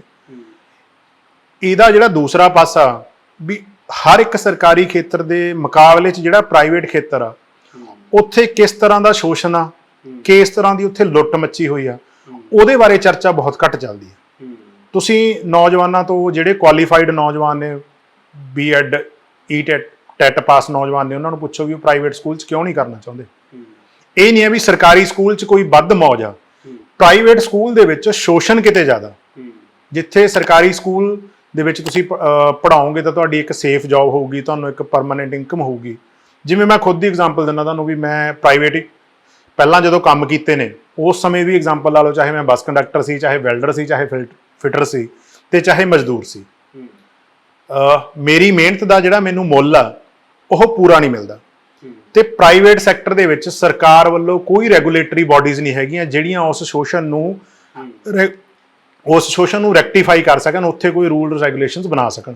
ਤੇ ਹੁਣ ਵੀ ਜਦੋਂ ਮੈਂ ਉੱਚ ਯੋਗਤਾ ਪ੍ਰਾਪਤ ਕਰ ਲਈ, ਜਿਹੜਾ ਉਹ ਸ਼ੋਸ਼ਣ ਉਸ ਟਾਈਮ ਹੋ ਰਿਹਾ ਸੀ, ਹੁਣ ਵੀ ਜਦੋਂ ਉੱਚ ਯੋਗਤਾ ਪ੍ਰਾਪਤ ਕਰ ਲਈ ਆ, ਤਾਂ ਪ੍ਰਾਈਵੇਟ ਸੈਕਟਰ ਦੇ ਵਿੱਚ ਹੁਣ ਵੀ ਉਸੇ ਤਰ੍ਹਾਂ ਦਾ ਸ਼ੋਸ਼ਣ ਜਾਰੀ ਹੈ ਵੀ ਬਹੁਤ ਘੱਟ ਤਨਖਾਹਾਂ ਤੇ ਤੁਹਾਡੇ ਓਰੀਜਨਲ ਡਾਕੂਮੈਂਟਸ ਰੱਖ ਕੇ ਤੁਹਾਨੂੰ, ਜਿਵੇਂ ਆਪਾਂ ਪ੍ਰਾਈਵੇਟ ਕਾਲਜਾਂ ਦੀ ਹਾਲਤ ਤੋਂ ਸਾਰੇ ਵਾਕਿਫ ਹਾਂ ਵੀ ਉੱਥੇ ਜਾਂ ਤਾਂ ਨਾਨ ਕੁਆਲੀਫਾਈਡ ਟੀਚਰ ਨੇ, ਜਾਂ ਇੱਕ ਟੀਚਰ ਕੋਲੇ ਜਿਹੜੀ ਟੀਚਰ ਸਟੂਡੈਂਟ ਰੇਸ਼ੋ ਉਹਦੇ ਨਾਲੋਂ ਕਿਤੇ ਵੱਧ ਸਟੂਡੈਂਟ ਦੇ ਦਿੱਤੇ ਜਾਂਦੇ ਨੇ, ਕਲੈਰੀਕਲ ਕੰਮ ਵੀ ਟੀਚਰਾਂ ਤੋਂ ਲਿਆ ਜਾਂਦਾ, ਤਨਖਾਹਾਂ ਪੂਰੀਆਂ ਕਹਿ ਕੇ ਕਾਗਜ਼ਾਂ 'ਚ ਪੂਰੀਆਂ ਦਿਖਾ ਕੇ ਚੈੱਕ ਰਾਹੀਂ ਦੇ ਕੇ ਕੈਸ਼ 'ਚ ਵਾਪਸ ਲੈ ਲਈਆਂ ਜਾਂਦੀਆਂ, ਜੌਬ ਦੀ ਸਿਕਿਉਰਿਟੀ ਕੋਈ ਨਹੀਂ ਆ, ਕਦੋਂ ਵੀ ਤੁਹਾਨੂੰ ਮੈਨੇਜਮੈਂਟ ਆ ਜਿਹੜੀ ਉਹ ਆਪਦੇ ਉਹਨੂੰ ਨਿੱਜੀ ਅਦਾਰੇ ਵਾਂਗੂ, ਨਿੱਜੀ ਅਦਾਰੇ ਦੇ ਤੌਰ ਤੇ ਤੁਹਾਨੂੰ ਇੱਕ EMPLOYE ਵਾਂਗੂ ਉਸ ਤਰ੍ਹਾਂ ਟ੍ਰੀਟ ਕਰਦੀ ਹੈ ਵੀ ਤੁਹਾਡੇ ਕੋਈ ਰਾਈਟ ਨਹੀਂ, ਜਦੋਂ ਉਹਨਾਂ ਨੂੰ ਲੱਗੇ ਤੁਹਾਨੂੰ ਜਵਾਬ ਦਿੱਤਾ ਜਾ ਸਕਦਾ। ਇਹ ਤਾਂ ਸਿਰਫ ਪ੍ਰਾਈਵੇਟ ਸੈਕਟਰ ਦੀ ਗੱਲ ਆ। ਈਵਨ ਸਰਕਾਰੀ ਸੈਕਟਰ ਦੇ ਵਿੱਚ ਵੀ ਜਿਹੜਾ ਅਰਧ ਰੁਜ਼ਗਾਰ, ਕੱਚਾ ਰੁਜ਼ਗਾਰ, ਟੈਂਪਰੇਰੀ ਰੁਜ਼ਗਾਰ ਦਿੱਤਾ ਜਾ ਰਿਹਾ, ਉਹਦੇ ਹਾਲਾਤ ਵੀ ਮਾੜੇ ਨੇ। ਜਿਵੇਂ ਮੈਂ ਖੁਦ ਹੁਣ TPD ਕਾਲਜ ਦੇ ਵਿੱਚ, ਕੌਂਸਟੀਟਿਊਂਟ ਕਾਲਜ ਦੇ ਵਿੱਚ ਗੈਸਟ ਫੈਕਲਟੀ ਦੇ ਤੌਰ ਤੇ ਪੜ੍ਹਾ ਰਿਹਾ, ਜਿੱਥੇ ਸਿਰਫ ਸਾਨੂੰ ਰੁਜ਼ਗਾਰ ਦੇ ਨਾਂ ਤੇ, ਸਾਰੇ ਕੁਆਲੀਫਾਈਡ ਟੀਚਰ ਨੇ ਜਿਹੜੇ ਹੈਗੇ ਨੇ, ਰੁਜ਼ਗਾਰ ਦੇ ਨਾਂ ਤੇ ਸਿਰਫ 7.5 ਮਹੀਨੇ ਕੰਮ ਦਿੱਤਾ ਜਾਂਦਾ ਤੇ 4 ਮਹੀਨੇ ਸਾਨੂੰ ਘਰੇ ਬੈਠਣ ਲਈ ਕਹਿ ਦਿੱਤਾ ਜਾਂਦਾ। ਹੁਣ ਇਸ ਹਾਲਤ 'ਚ ਜੇ ਕਿਸੇ ਕੋਲੇ ਯੋਗਤਾ, ਇਸ ਤਰ੍ਹਾਂ ਦੇ ਹਾਲਾਤਾਂ 'ਚ ਉਹ ਸਰਕਾਰੀ ਨੌਕਰੀ ਦੀ ਮੰਗ ਕਿਉਂ ਨਹੀਂ ਕਰੂਗਾ? ਜਦੋਂ ਉਹਦਾ 4 ਮਹੀਨੇ ਪ੍ਰਾਈਵੇਟ ਨੌਕਰੀ ਕਰਦੇ ਦਾ, ਤਨਦੇਹੀ ਨਾਲ ਕਰਦੇ ਦਾ, ਅਰਧ ਸਰਕਾਰੀ ਨੌਕਰੀ ਤਨਦੇਹੀ ਨਾਲ ਕਰਦੇ ਦਾ, ਮਿਹਨਤ ਨਾਲ ਕਰਦੇ ਦਾ, ਪਰ ਚੁੱਲ੍ਹਾ ਬੰਦ ਹੋ ਜਾਂਦਾ 4 ਮਹੀਨੇ ਲਈ, ਉਹ ਕਿੱਧਰ ਨੂੰ ਜਾਊਗਾ? ਤਾਂ ਉਹਨੂੰ ਇੱਕੋ ਇੱਕ ਆਸ ਨਜ਼ਰ ਆਉਂਦੀ ਹੈ ਵੀ ਸਰਕਾਰੀ ਜਿਹੜੇ ਅਦਾਰੇ ਨੇ, ਜੇ ਤੁਸੀਂ ਉੱਥੇ ਤੁਹਾਡੀ ਕਿਸੇ ਤਰ੍ਹਾਂ ਨਾਲ ਜੌਬ ਬਚ ਸਕੇ, ਜੌਬ ਬਣ ਸਕੇ, ਜਿਵੇਂ ਇਹ ਉਹਦੇ ਲਈ ਉਹ ਸਟਰਗਲ ਕਰਦੇ ਨੇ, ਜਿਵੇਂ ਇਹ ਭਰਤੀ ਵੀ 25 ਸਾਲਾਂ ਬਾਅਦ ਐਵੇਂ ਨਹੀਂ ਆ ਗਈ, ਇਹਦੇ ਲਈ ਵੀ ਪਹਿਲਾਂ ਸਰਕਾਰੀ ਕਾਲਜ ਬਚਾਓ ਮੰਚ ਨੇ ਇੱਕ ਲਗਾਤਾਰ ਸਾਲ 1.5 ਸਾਲ ਸੰਘਰਸ਼ ਕੀਤਾ। ਇੱਥੋਂ ਦੀਆਂ ਵਿਦਿਆਰਥੀ ਜਥੇਬੰਦੀਆਂ ਬੋਲੀਆਂ ਨੇ ਕਿ ਜੇ ਪੰਜਾਬ ਦੇ ਕਾਲਜ ਬਚਾਉਣੇ ਨੇ, ਕਿਉਂਕਿ ਉੱਥੇ ਪੱਕੇ ਅਧਿਆਪਕ, ਜਿਹੜੇ ਪੱਕੇ ਪ੍ਰੋਫੈਸਰ ਨੇ ਰੈਗੂਲਰ, ਉਹਨਾਂ ਦੀ ਗਿਣਤੀ ਸਿਰਫ 250-300 ਦੇ ਕਰੀਬ ਰਹਿ ਗਈ ਹੈ, ਜਿਨ੍ਹਾਂ ਚੋਂ ਵੱਡੀ ਗਿਣਤੀ 2025 ਤੱਕ ਰਿਟਾਇਰ ਹੋ ਜਾਣੀ ਹੈ। ਉਸ ਤੋਂ ਬਾਅਦ ਉੱਥੇ ਜਿਹੜੇ ਬਾਕੀ ਟੀਚਰ ਬੈਠੇ ਨੇ ਉਹ ਅਰਧ ਰੁਜ਼ਗਾਰ ਵਾਲੇ, ਪਾਰਟ ਟਾਈਮ, ਗੈਸਟ ਫੈਕਲਟੀ, ਇਸੇ ਤਰ੍ਹਾਂ ਨਾਲ ਹੀ ਜਾਨੀ ਕਾਲਜਾਂ ਦਾ ਡੰਗ ਸਾਰਿਆ ਜਾ ਰਿਹਾ, ਬੁੱਤਾ ਸਾਰਿਆ ਜਾ ਰਿਹਾ। ਜਿਵੇਂ ਮਤਲਬ ਇਹ ਹੈ ਵੀ ਇੱਕ ਗੇਮ ਹੈਗੀ, ਮਤਲਬ ਜਿਵੇਂ ਤੁਸੀਂ ਆਪਦਾ ਮੰਗ ਪੱਤਰ ਲੈ ਕੇ ਸਿੱਖਿਆ ਮੰਤਰੀ ਕੋਲੇ ਚਲੇ ਜਾਓ ਨਾ, ਜਾਂ CM ਕੋਲੇ ਚਲੇ ਜਾਓ, ਤਾਂ ਤੁਹਾਨੂੰ ਇੱਕ ਲੌਜਿਕ ਅਕਸਰ ਹੀ, ਕਿਉਂਕਿ ਮੈਂ ਇਸ ਤਰ੍ਹਾਂ ਦੇ ਕਵਰੇਜ ਬਹੁਤ ਕੀਤੀ ਹੈ, ਅਤੇ ਇਹ ਲੌਜਿਕ ਆਮ ਹੀ ਆਉਂਦਾ ਵੀ ਤੁਹਾਨੂੰ ਤਾਂ ਅਸੀਂ ਦੇ ਦਈਏ, ਪਰ ਫਲਾਨੇ ਨੇ ਰਿਟ ਕੀਤੀ ਹੋਈ ਹੈ ਨਾ, 3400 ਇੰਨੇ ਨੰਬਰ ਵਾਲਿਆਂ ਨੇ ਰਿਟ ਕੀਤੀ ਹੋਈ ਹੈ ਨਾ। ਜਾਂ ਇਹ ਹੈ ਵੀ ਤੁਹਾਨੂੰ ਜਾ ਕੇ ਐਂ ਕਹਿ ਦੇਣਗੇ, ਉਹਨਾਂ ਦਾ ਮਸਲਾ ਵੀ ਸਾਡੇ ਵਿਚਾਰ ਅਧੀਨ ਹੈ, ਜੋ ਟੈਕਨੀਕਲ ਪ੍ਰੋਬਲਮਾਂ ਨੇ, ਠੀਕ ਹੈ, ਜੇ ਅਸੀਂ ਤੁਹਾਨੂੰ ਅਪਾਇੰਟਮੈਂਟ ਦੇ ਵੀ ਦਿੰਦੇ ਹਾਂ ਤਾਂ ਵੀ ਉਹਨਾਂ ਨੇ ਰਿਟ ਪਾ ਦੇਣੀ ਹੈ ਨਾ। ਮਤਲਬ ਇਹ ਵੀ ਤੁਹਾਨੂੰ ਹਮੇਸ਼ਾ ਇਹੀ ਦੱਸਿਆ ਜਾਂਦਾ ਵੀ ਤੁਹਾਡਾ ਕੰਮ ਸਰਕਾਰ ਤਾਂ ਕਰਨਾ ਚਾਹੁੰਦੀ ਹੈ, ਪਰ ਫਲਾਨੀ ਯੂਨੀਅਨ ਹੈ ਜਿਹੜੀ ਉਹ ਨਹੀਂ ਕਰਨ ਦੇ ਰਹੀ, ਜਾਂ ਜਿਹੜੇ ਪਹਿਲਾਂ ਕੱਚੇ ਅਧਿਆਪਕ ਨੇ ਉਹ ਨਹੀਂ ਕਰਨ ਦੇ ਰਹੇ, ਉਹ ਕਹਿੰਦੇ ਨੇ ਸਾਨੂੰ ਪੱਕੇ ਕਰੋ। ਇਹ ਗੱਲ ਵਿੱਚੋਂ ਕਿਤੇ ਸਰਕਾਰ ਜਿਹੜੀ ਬੜੀ ਚਲਾਕੀ ਨਾਲ ਮੇਰੇ ਖਿਆਲ 'ਚ ਗਾਇਬ ਕਰ ਦਿੰਦੀ ਹੈ। ਕੱਚੇ ਕੰਮਾਂ ਨੂੰ ਪੱਕੇ ਕਰਨਾ ਵੀ ਤੁਹਾਡੀ ਜ਼ਿੰਮੇਵਾਰੀ ਹੈ, ਉਹ ਅਲੱਗ ਜ਼ਿੰਮੇਵਾਰੀ ਹੈ, ਅਤੇ ਜਿਨ੍ਹਾਂ ਨੂੰ ਤੁਸੀਂ ਅਪੁਆਇੰਟ ਕੀਤਾ, ਜਿਨ੍ਹਾਂ ਨੇ ਕੁਆਲੀਫਿਕੇਸ਼ਨ ਪੂਰੀ ਕਰਕੇ ਤੁਸੀਂ ਕੀਤਾ, ਉਹਨਾਂ ਨੂੰ ਦੂਜੀ ਸਰਕਾਰ ਆ ਗਈ, ਪਹਿਲਾਂ ਕਾਂਗਰਸ ਸੀ, ਹੁਣ ਆਪ ਆ ਵੀ ਉਹਨੇ ਵੀ ਲਮਕਾਇਆ, ਇਹਨੇ ਵੀ ਲਮਕਾਇਆ, ਅਤੇ ਉਹਦਾ ਨਤੀਜਾ ਹੀ ਇਹ ਵੀ ਤੁਸੀਂ ਕੋਰਟ ਦੇ ਵਿੱਚ ਵੀ ਕੇਸ ਹਾਰ ਗਏ। ਬਿਲਕੁਲ ਬਿਲਕੁਲ, ਕਿਉਂਕਿ ਦੇਖੋ ਪਾਰਟੀ ਬਦਲੀ ਆ ਕਾਂਗਰਸ ਤੇ ਆਪ, ਪਰ ਸਰਕਾਰ ਪੰਜਾਬ ਹੀ ਆ, ਪੰਜਾਬ ਸਰਕਾਰ ਆ। ਜੇ ਪੰਜਾਬ ਸਰਕਾਰ ਦਾ ਕੋਈ ਪ੍ਰੋਸੈਸ ਸ਼ੁਰੂ ਹੋਇਆ, ਜਿਹਨੂੰ ਆਪ ਦੀ ਸਰਕਾਰ ਬਣਨ ਤੋਂ ਬਾਅਦ ਇਹਨਾਂ ਦੇ ਸਿੱਖਿਆ, ਉਚੇਰੀ ਸਿੱਖਿਆ ਮੰਤਰੀ ਵੀ ਸੰਸਦ ਦੇ ਵਿੱਚ ਡਿਫੈਂਡ ਕਰਦੇ ਰਹੇ ਨੇ ਵੀ ਹਾਂ ਇਹ ਭਰਤੀ ਚੱਲ ਰਹੀ ਹੈ, ਬੜੀ ਜਲਦੀ ਇਹ ਅਸੀਂ ਕੋਰਟ 'ਚ ਇਹਨੂੰ ਸਟੇ ਹਟਵਾ ਲਾਂਗੇ ਤੇ ਰਿਕਰੂਟਮੈਂਟ ਪੂਰੀ ਹੋ ਜਾਊਗੀ। ਪਰ ਹੁਣ ਜਦੋਂ ਉਹ ਭਰਤੀ ਰੱਦ ਹੁੰਦੀ ਹੈ ਤਾਂ ਉਹੀ ਉਚੇਰੀ ਸਿੱਖਿਆ ਮੰਤਰੀ ਦੇ ਮੂੰਹ 'ਚੋਂ ਇੱਕ ਸ਼ਬਦ ਵੀ ਨਹੀਂ ਫੁੱਟਦਾ ਵੀ ਸਾਨੂੰ ਇਹਨਾਂ ਨੌਜਵਾਨਾਂ ਨਾਲ ਹਮਦਰਦੀ ਆ, ਅਸੀਂ ਇਹ 'ਤੇ ਵਿਚਾਰ ਕਰ ਰਹੇ ਹਾਂ, ਜਾਂ ਅਸੀਂ ਜਜਮੈਂਟ ਨੂੰ ਚੈਲੰਜ ਕਰਾਂਗੇ, ਇਹ ਨੌਜਵਾਨ ਹੌਸਲੇ 'ਚ ਰਹਿਣ, ਇਹ ਨੌਜਵਾਨ ਢੇਰੀ ਨਾ ਢਾਉਣ, ਅਸੀਂ ਇਹਨਾਂ ਲਈ ਕੁਛ ਕਰਾਂਗੇ। ਜਦ ਕਿ ਜਿਹੜੀ ਪਿਛਲੀ ਸਰਕਾਰ ਸੀ, ਤੁਹਾਡੀ ਗੱਲ ਵਿਚਾਲੇ ਆ, ਜਦੋਂ ਕਾਂਗਰਸ ਦੀ ਸਰਕਾਰ ਸੀ ਤਾਂ ਜਿਹੜੇ ਮੌਜੂਦਾ ਹੁਣ ਉਚੇਰੀ ਸਿੱਖਿਆ ਮੰਤਰੀ ਨੇ, ਇਹ ਅਧਿਆਪਕਾਂ ਨਾਲ ਟੈਂਕੀਆਂ 'ਤੇ ਚੜ੍ਹ ਕੇ ਫੋਟੋਆਂ ਕਰਾਉਂਦੇ ਰਹੇ ਨੇ, ਉੱਥੇ ਉਹਨਾਂ ਦੀ ਸਮਰਥਨ ਕਰਦੇ ਰਹੇ ਨੇ, ਪਰ ਹੁਣ ਲੌਜਿਕ ਚੇਂਜ ਹੋ ਗਿਆ ਜਦੋਂ ਹੁਣ ਸੱਤਾ 'ਚ। ਬਿਲਕੁਲ ਬਿਲਕੁਲ, ਉਹ ਸਾਡੇ ਨਾਲ ਵੀ ਇਸੇ ਤਰ੍ਹਾਂ ਵਾਪਰਿਆ।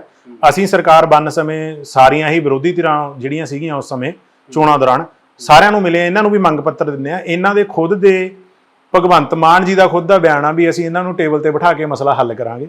ਮੀਤ ਹੇਅਰ ਜੀ ਸਿੱਖਿਆ ਮੰਤਰੀ ਬਣਨ ਤੋਂ ਪਹਿਲਾਂ ਵੀ, ਸਿੱਖਿਆ ਮੰਤਰੀ ਬਣਨ ਤੋਂ ਬਾਅਦ ਵੀ ਬੋਲਦੇ ਰਹੇ ਨੇ। ਇਹਨਾਂ ਦੇ ਹਰਪਾਲ ਸਿੰਘ ਚੀਮਾ ਜੀ ਬੋਲਦੇ ਰਹੇ ਨੇ ਵੀ ਅਧੂਰੀਆਂ ਭਰਤੀਆਂ ਪੂਰੀਆਂ ਕਰਾਂਗੇ। ਪਰ ਹੁਣ ਕਿਉਂਕਿ ਸੱਤਾ 'ਚ ਆ ਗਏ ਤਾਂ ਜਿਹੜੀ ਗੱਲ ਕਰਦੇ ਆ ਵੀ ਪਾਰਟੀਆਂ ਬਦਲਦੀਆਂ ਨੇ, ਸਰਕਾਰ ਦੀਆਂ ਨੀਤੀਆਂ ਪਾਲਿਸੀਆਂ ਨਹੀਂ ਬਦਲਦੀਆਂ, ਉਹ ਲਗਾਤਾਰ ਉਵੇਂ ਹੀ ਜਾਰੀ ਨੇ।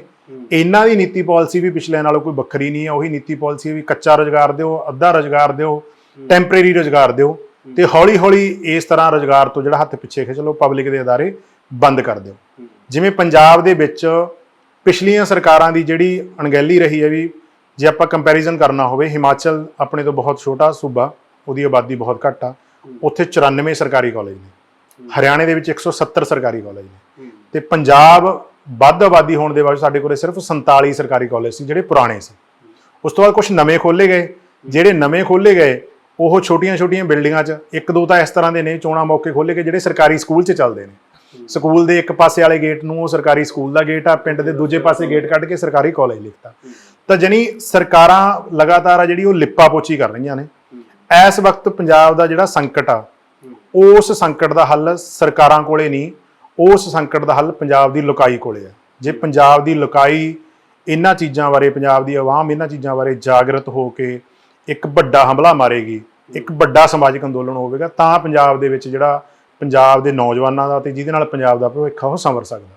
ਕਿਉਂਕਿ ਇਹਦੇ 'ਚ ਇਹ ਹੈ ਵੀ ਇਕੱਲਾ ਰੁਜ਼ਗਾਰ ਨਹੀਂ ਖਤਮ ਹੋਣਾ। ਜੇ ਸਰਕਾਰੀ ਕਾਲਜਾਂ ਦੇ ਵਿੱਚੋਂ ਰੈਗੂਲਰ ਭਰਤੀਆਂ ਬੰਦ ਹੋ ਗਈਆਂ, ਥੋੜ੍ਹੀਆਂ ਤਨਖਾਹਾਂ ਵਾਲੇ ਟੀਚਰਾਂ ਨੇ ਕੁਛ ਹੋਰ ਕੰਮ ਕਰ ਲੈਣਾ, ਜਾਂ ਉਹਨਾਂ ਨੂੰ ਮਤਲਬ ਉਹਨਾਂ ਨੂੰ ਤਾਂ ਕਦੇ ਵੀ ਕੱਢਿਆ ਜਾ ਸਕਦਾ ਨਾ, ਤੇ ਬੰਦ ਤਾਂ ਉੱਥੇ ਫਿਰ ਉਹਨਾਂ ਬੱਚਿਆਂ ਦੀ ਐਜੂਕੇਸ਼ਨ ਨਹੀਂ ਹੋਣੀ ਹੈ ਨਾ ਜਿਹੜੇ ਪ੍ਰਾਈਵੇਟ ਕਾਲਜਾਂ 'ਚ ਫੀਸਾਂ ਨਹੀਂ ਭਰ ਸਕਦੇ। ਦੇਖੋ ਪੰਜਾਬ ਦੇ ਜਿਹੜਾ ਮਿਹਨਤਕਸ਼ ਤਬਕਾ, ਕਿਸਾਨ ਮਜ਼ਦੂਰ ਤਬਕਾ, ਦਿਹਾੜੀਦਾਰ ਤਬਕਾ, ਉਹਨਾਂ ਦੇ ਬੱਚਿਆਂ ਦੇ ਹੱਥ 'ਚ ਉਚੇਰੀ ਸਿੱਖਿਆ ਦਾ ਜਿਹੜਾ ਇੱਕੋ ਇੱਕ ਰਾਹ ਉਹ ਸਰਕਾਰੀ ਕਾਲਜ ਨੇ।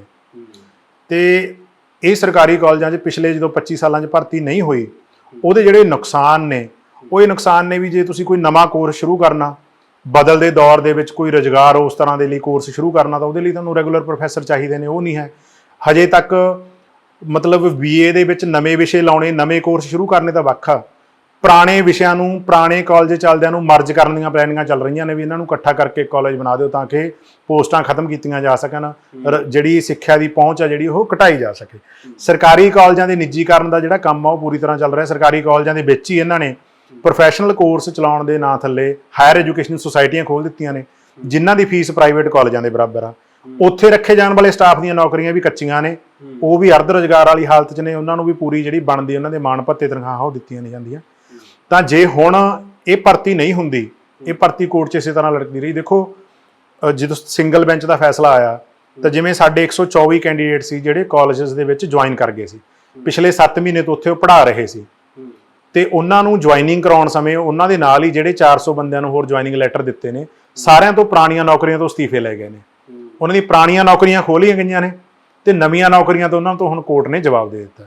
ਤਾਂ ਐਡਾ ਵੱਡਾ ਸੰਕਟ ਆ ਜਿਹੜਾ ਪੰਜਾਬ ਦੇ ਨੌਜਵਾਨਾਂ ਤੇ ਆਇਆ ਹੋਇਆ। ਤੁਸੀਂ ਮਹਿਸੂਸ ਕਰੋ, ਰੁਜ਼ਗਾਰ ਨਾ ਮਿਲਣਾ ਇੱਕ ਪੜਾਅ ਹੁੰਦਾ, ਤੁਹਾਨੂੰ ਆਸ ਹੁੰਦੀ ਹੈ ਵੀ ਰੁਜ਼ਗਾਰ ਮਿਲੂਗਾ, ਰੁਜ਼ਗਾਰ ਤੇ ਲੱਗ ਕੇ 6-7 ਮਹੀਨੇ ਪੜ੍ਹਾ ਕੇ ਫਿਰ ਰੁਜ਼ਗਾਰ ਖੁੱਸ ਜਾਣਾ, ਇਹ ਮਤਲਬ ਉਦੋਂ ਵੱਡਾ ਸੰਕਟ ਆ ਜਿਹੜਾ ਇਸ ਵਕਤ ਨੌਜਵਾਨ ਜਿਹਦੇ ਸ਼ਿਕਾਰ ਨੇ, ਜਿਹਦੇ 'ਚ ਉਹਨਾਂ ਨੂੰ ਸਾਰੇ ਤਰ੍ਹਾਂ ਦੀ ਹਮਾਇਤ ਦੀ ਲੋੜ ਆ। ਹਾਂ, ਮਤਲਬ ਜਾਂ ਤਾਂ ਇਸ ਤਰ੍ਹਾਂ ਦਾ ਸਿਸਟਮ ਹੋਵੇ ਨਾ ਵੀ ਜੇ ਤੁਸੀਂ ਪ੍ਰਾਈਵੇਟ, ਚਾਹੇ ਤੁਸੀਂ ਜਿਵੇਂ ਤੁਸੀਂ ਟੀਚਿੰਗ 'ਚ ਹੋਗੇ ਹੈ ਨਾ, ਕਿਸੇ ਵੀ ਫੀਲਡ 'ਚੋਂ, ਵੀ ਸਰਕਾਰੀ ਦੇ ਵਿੱਚ ਸਪੋਜ਼ ਕਰ ਲਓ ਹੈ ਨਾ, ਮੰਨ ਲਓ ਵੀ 50,000 ਤਨਖਾਹ ਮਿਲਦੀ ਹੈ ਪਰ ਪ੍ਰਾਈਵੇਟ 'ਚ 40 ਮਿਲਦੀ ਹੈ, ਤਾਂ ਬੰਦਾ ਐਡਜਸਟ ਕਰ ਲੈਂਦਾ ਵੀ ਚਲੋ ਠੀਕ ਹੈ। ਹਰ ਬੰਦੇ ਨੂੰ ਸਰਕਾਰੀ ਨੌਕਰੀ ਨਹੀਂ ਮਿਲ ਸਕਦੀ ਹੈ ਨਾ, ਕਿਸੇ ਵੀ ਦੇਸ਼ ਦੇ ਵਿੱਚ ਇਹ ਸਿਸਟਮ ਨਹੀਂ ਹੈਗਾ ਵੀ ਹਰ ਬੰਦੇ ਨੂੰ ਮਿਲੇ। ਪਰ ਇਹ ਹੈ ਵੀ ਸਰਕਾਰੀ ਵਾਲੇ ਨੂੰ ਜਿਹੜੇ ਕੰਮ ਦਾ 50 ਮਿਲ ਰਿਹਾ, ਪ੍ਰਾਈਵੇਟ 'ਚ ਉਹਦਾ 10 ਹੀ ਮਿਲ ਰਿਹਾ, ਤੇ ਉਹਦੇ 'ਚ ਵੀ ਇਹ ਵੀ ਛੁੱਟੀਆਂ ਦੀ ਤਨਖਾਹ ਨਹੀਂ ਮਿਲਦੀ ਹੈ ਨਾ, ਤੇ ਕੱਢਿਆ ਕਦੇ ਵੀ ਜਾ ਸਕਦਾ। ਬਿਲਕੁਲ ਇਹ ਸਮੱਸਿਆ ਵੀ ਉਸ ਨੀਤੀ ਨਾਲ ਹੀ ਜੁੜਦੀ ਹੈ ਜਿੱਥੇ ਇਹ ਹੈ ਵੀ ਪ੍ਰਾਈਵੇਟਾਈਜੇਸ਼ਨ ਤੇ ਨਿੱਜੀਕਰਨ ਨੂੰ ਉਤਸ਼ਾਹ ਦੇਣਾ, ਉਹਨੂੰ ਵਧਾਉਣਾ ਤੇ ਪਬਲਿਕ ਸੈਕਟਰ ਖਤਮ ਕਰਨਾ। ਪਬਲਿਕ ਸੈਕਟਰ ਦਾ ਤਾਂ ਮੰਦਾ ਹਾਲ ਕੀਤਾ ਹੀ ਹੋਇਆ, ਜਿਹੜਾ ਪ੍ਰਾਈਵੇਟ ਸੈਕਟਰ ਆ ਉਹ ਤੇ ਵੀ ਕਿਸੇ ਤਰ੍ਹਾਂ ਦੇ ਨਿਯਮ ਲਾਗੂ ਕਰਨ ਜਾਂ ਨਿਯਮ ਬਣਾਉਣ ਦੀ ਵੀ ਕਿਸੇ ਸਰਕਾਰ ਦੀ ਕੋਈ ਮਨਸ਼ਾ ਨਹੀਂ ਹੈ, ਨਾ ਲਾਗੂ ਕਰਨ ਦੀ ਮਨਸ਼ਾ। ਤੁਸੀਂ ਥਾਂ ਖੁੱਲੇ ਡਿਗਰੀ ਕਾਲਜ, ਥਾਂ ਖੁੱਲੇ ਲਾਅ ਕਾਲਜ, ਇੰਜੀਨੀਅਰਿੰਗ ਕਾਲਜਾਂ ਦਾ ਗੇੜਾ ਮਾਰੋ, ਤੁਹਾਨੂੰ ਪਤਾ ਲੱਗੂਗਾ ਵੀ ਬਹੁਤ ਸਾਰੇ ਕਾਲਜ ਇੱਕ ਕਮਰੇ ਚੱਲਦੇ ਨੇ, ਨਾ ਉੱਥੇ ਲੈਬਸ ਨੇ ਤੇ ਨਾ ਉੱਥੇ ਮਤਲਬ ਜਿਹੜਾ ਬੇਸਿਕ ਰਿਕੁਆਇਰਮੈਂਟ ਆ ਕਿਸੇ ਵੀ ਸਕਿੱਲ ਦੇ ਲਈ ਉਹ ਰਿਕੁਆਇਰਮੈਂਟ ਪੂਰੀ ਹੁੰਦੀ ਆ। ਉੱਥੇ ਨਾਨ ਅਟੈਂਡਿੰਗ ਐਡਮਿਸ਼ਨਸ ਚੱਲਦੀਆਂ ਨੇ, ਉੱਥੋਂ ਦੇ ਜਿਹੜੇ ਟੀਚਰ ਨੇ ਉਹਨਾਂ ਤੋਂ ਕਲੈਰੀਕਲ ਸਟਾਫ ਦਾ ਕੰਮ ਵੀ ਲਿਆ ਜਾਂਦਾ, ਉਹਨਾਂ ਨੂੰ ਦਾਖਲੇ ਕਰਨ ਦੇ ਲਈ ਸ਼ਹਿਰਾਂ ਪਿੰਡਾਂ 'ਚ ਵੀ ਭੇਜਿਆ ਜਾਂਦਾ। ਮਤਲਬ ਕਾਰਪੋਰੇਟਾਈਜੇਸ਼ਨ ਦੇ ਨਾਂ ਥੱਲੇ ਹੈ ਨਾ ਕਿ ਅਸੀਂ ਤੁਹਾਨੂੰ ਕਾਰਪੋਰੇਟ ਸੰਸਾਰ ਲਈ ਤਿਆਰ ਕਰ ਰਹੇ ਹਾਂ। ਕੁਛ ਇਸ ਤਰ੍ਹਾਂ ਦੇ ਇੰਸਟੀਟਿਊਸ਼ਨਸ ਜਿੱਥੇ ਮੈਂ ਵੀ ਥੋੜਾ ਸਮਾਂ ਕੰਮ ਕੀਤਾ ਜਾਂ ਇੰਟਰਵਿਊਜ਼ ਦਿੱਤੀ ਹਾਂ, ਤੁਸੀਂ ਕਿਸੇ ਵੀ ਫੀਲਡ 'ਚ ਨਜ਼ਰ ਮਾਰ ਲਓ, ਜਿੱਥੇ ਅਸੀਂ ਪ੍ਰਾਈਵੇਟ ਸੈਕਟਰ 'ਚ ਗੱਲ ਕਰਦੇ ਹਾਂ ਵੀ ਨੌਜਵਾਨ ਕਿਉਂ ਨਹੀਂ ਕੰਮ ਕਰਦੇ, ਤੁਸੀਂ ਉਸ ਪ੍ਰਾਈਵੇਟ ਸੈਕਟਰ ਤੇ ਨਜ਼ਰ ਮਾਰੋ ਵੀ ਉੱਥੇ ਕੋਈ ਰੂਲਸ ਐਂਡ ਰੈਗੂਲੇਸ਼ਨਸ ਹੈ ਕਿ ਨਹੀਂ ਹੈ, ਉੱਥੇ ਉਹਨਾਂ ਦੀ ਕੋਈ ਸੁਣਵਾਈ ਹੈ ਕਿ ਨਹੀਂ ਹੈ, ਉੱਥੇ ਉਹਨਾਂ ਨੂੰ ਬਣਦਾ ਮਿਹਨਤਾਨਾ ਮਿਲਦਾ ਕਿ ਨਹੀਂ ਮਿਲਦਾ। ਤਾਂ ਜਦੋਂ ਅਸਲ 'ਚ ਇਹ ਹੈ ਕਿ ਇਸ ਤਰ੍ਹਾਂ ਦੇ ਨੈਰੇਟਿਵ ਸਿਰਜ ਕੇ ਸਾਨੂੰ ਇਹ ਲੱਗਦਾ ਵੀ ਬਹੁਤ ਸਾਰੇ ਸੁਹਿਰਦ ਸੱਜਣ ਵੀ ਜਾਂ ਬਹੁਤ ਸਾਰੇ ਸਾਡੇ ਇਹ ਗਿਲਾ ਵੀ ਆ ਸਾਡਾ ਨੌਜਵਾਨਾਂ ਦਾ ਵੀ ਬਹੁਤ ਸਾਰੇ ਬੁੱਧੀਜੀਵੀ ਕਹਿ ਲਈਏ ਜਾਂ ਪੰਜਾਬ ਦੇ ਕੁਝ ਲੋਕ ਇਸ ਗੱਲ ਇਹਨਾਂ ਨੈਰੇਟਿਵਾਂ ਦੇ ਸਿਰ ਤੇ ਇਸ ਜ਼ਿੰਮੇਵਾਰੀ ਤੋਂ ਸਰਕਾਰ ਨੂੰ ਮੁਕਤ ਕਰ ਦਿੰਦੇ ਨੇ ਵੀ ਸ਼ਾਇਦ ਨੌਜਵਾਨ ਕੰਮ ਨਹੀਂ ਕਰਨਾ ਚਾਹੁੰਦੇ, ਨੌਜਵਾਨ ਪ੍ਰਾਈਵੇਟ ਸੈਕਟਰ 'ਚ ਨਹੀਂ ਕੰਮ ਕਰਨਾ ਚਾਹੁੰਦੇ, ਜਾਂ ਸਰਕਾਰੀ ਜੌਬ ਦੇ ਵਿੱਚ ਬਹੁਤ ਸਾਰੀਆਂ ਸਹੂਲਤਾਂ ਨੇ ਇਸ ਲਈ ਹਰ ਕੋਈ ਉਹ ਚਾਹੁੰਦਾ। ਤਾਂ ਮੈਂ ਖੁਦ ਪ੍ਰਾਈਵੇਟ ਸੈਕਟਰ ਦੇ ਵਿੱਚ ਵੀ ਕੰਮ ਕੀਤਾ ਜਾਂ ਹੁਣ ਵੀ ਕਰ ਰਿਹਾ, ਜਦੋਂ ਨਹੀਂ ਮਿਲ ਰਿਹਾ ਤਾਂ ਕਰ ਹੀ ਰਿਹਾ, ਹੈ ਨਾ। ਪਰ ਉਸ ਪ੍ਰਾਈਵੇਟ ਸੈਕਟਰ ਦੀਆਂ ਕੀ ਮਜਬੂਰੀਆਂ ਨੇ ਮੈਂ ਤੁਹਾਨੂੰ ਆਪੇ ਦੱਸ ਰਿਹਾ ਵੀ ਜਿਹੜਾ ਨਿਰੋਲ ਪ੍ਰਾਈਵੇਟ ਸੈਕਟਰ ਆ ਉਹ ਤਾਂ ਉਸ ਤੋਂ ਵੀ ਗਾਂਹ ਦੀ ਗੱਲ ਆ। ਮੈਂ ਸਰਕਾਰੀ ਸੈਕਟਰ ਦੇ ਵਿੱਚ ਹੀ ਕੱਚੀ ਨੌਕਰੀ ਕਰ ਰਿਹਾ, ਜਿਹੜੀ ਨੌਕਰੀ ਮੈਨੂੰ ਸਿਰਫ 7 ਮਹੀਨੇ ਮਿਲਦੀ ਆ। ਤਾਂ ਮੈਂ ਜਿਵੇਂ ਉਹਦੀ ਅਗਲੀ ਬਾਤ ਪਾਵਾਂ ਵੀ ਮੈਂ ਅਕਤੂਬਰ 2020 ਦੇ ਵਿੱਚ ਉਹ ਨੌਕਰੀ ਜੁਆਇਨ ਕੀਤੀ ਤੇ ਮੈਨੂੰ ਪਹਿਲੀ ਤਨਖਾਹ ਮਈ 2021 ਦੇ ਵਿੱਚ 35 ਦਿਨਾਂ ਦਾ ਧਰਨਾ ਲਾ ਕੇ ਮਿਲੀ ਹੈ। 7 ਮਹੀਨਿਆਂ ਦੀ ਤਨਖਾਹ, 7 ਮਹੀਨੇ ਲਗਾਤਾਰ ਕੰਮ ਕਰਨ, ਕੋਵਿਡ ਵਾਲੇ ਅਰਸੇ ਦੌਰਾਨ ਕੰਮ ਕਰਕੇ 35 ਦਿਨ ਧਰਨਾ ਲਾਉਣ ਤੋਂ ਬਾਅਦ ਤਨਖਾਹ ਦਿੱਤੀ। ਤੇ ਹੁਣ ਵੀ ਹੈ ਜਿਹੜੀ ਉਹ ਕੋਈ ਅਨੀਮਿਤ ਤਨਖਾਹ ਨਹੀਂ ਹੈ, ਕਿਤੇ 4 ਮਹੀਨਿਆਂ ਬਾਅਦ ਆ ਗਈ, ਕਿਤੇ 3 ਮਹੀਨੇ ਬਾਅਦ ਆ ਗਈ। ਇਹ ਸਰਕਾਰੀ ਦੇ ਵਿੱਚ ਜਿਹੜਾ ਨਿੱਜੀ ਕਰਨਾ ਉਹਦਾ ਹਾਲ ਆ, ਤੇ ਜਿੱਥੇ ਪੂਰੀ ਤਰ੍ਹਾਂ ਨਿੱਜੀ ਕਰਨਾ ਸਰਕਾਰ ਗੈਰ ਹਾਜ਼ਰੀ ਆ, ਉੱਥੇ ਕੀ ਹਾਲਾਤ ਹੋ ਸਕਦੇ ਨੇ ਇਹ ਤੁਸੀਂ ਆਪੇ ਅੰਦਾਜ਼ਾ ਲਾ ਸਕਦੇ ਹੋ। ਇੱਕ ਚੀਜ਼ ਨਾ ਜਮਾਂ ਹੀ ਸ਼ੀਸ਼ੇ ਵਾਂਗੂ ਸਾਫ਼ ਹੁੰਦੀ ਹੈ ਇਸ ਗੱਲ ਤੋਂ, ਜਿਹੜੀ ਗੱਲ ਤੁਸੀਂ ਕਰ ਰਹੇ ਹੋ ਵੀ ਆਪਾਂ ਕਹਿੰਦੇ ਯਾਰ ਪੰਜਾਬ ਦੇ ਸਿਰ ਤੇ ਇੰਨਾ ਕਰਜ਼ਾ ਚੜ ਗਿਆ ਹੈ ਨਾ, ਪੰਜਾਬ ਦੇ ਖਜ਼ਾਨੇ ਖਾਲੀ ਨੇ। ਹਰੇਕ ਸਰਕਾਰ ਇਹ ਕਹਿੰਦੀ ਹੈ ਵੀ ਖਜ਼ਾਨਾ ਖਾਲੀ, ਇਸ ਕਰਕੇ ਅਸੀਂ ਤਨਖਾਹ ਦੇਣ 'ਚ ਵੀ ਦਿੱਕਤ ਹੈ, ਨਵੀਂ ਭਰਤੀ ਕਿੱਥੋਂ ਕਰ ਲਈਏ।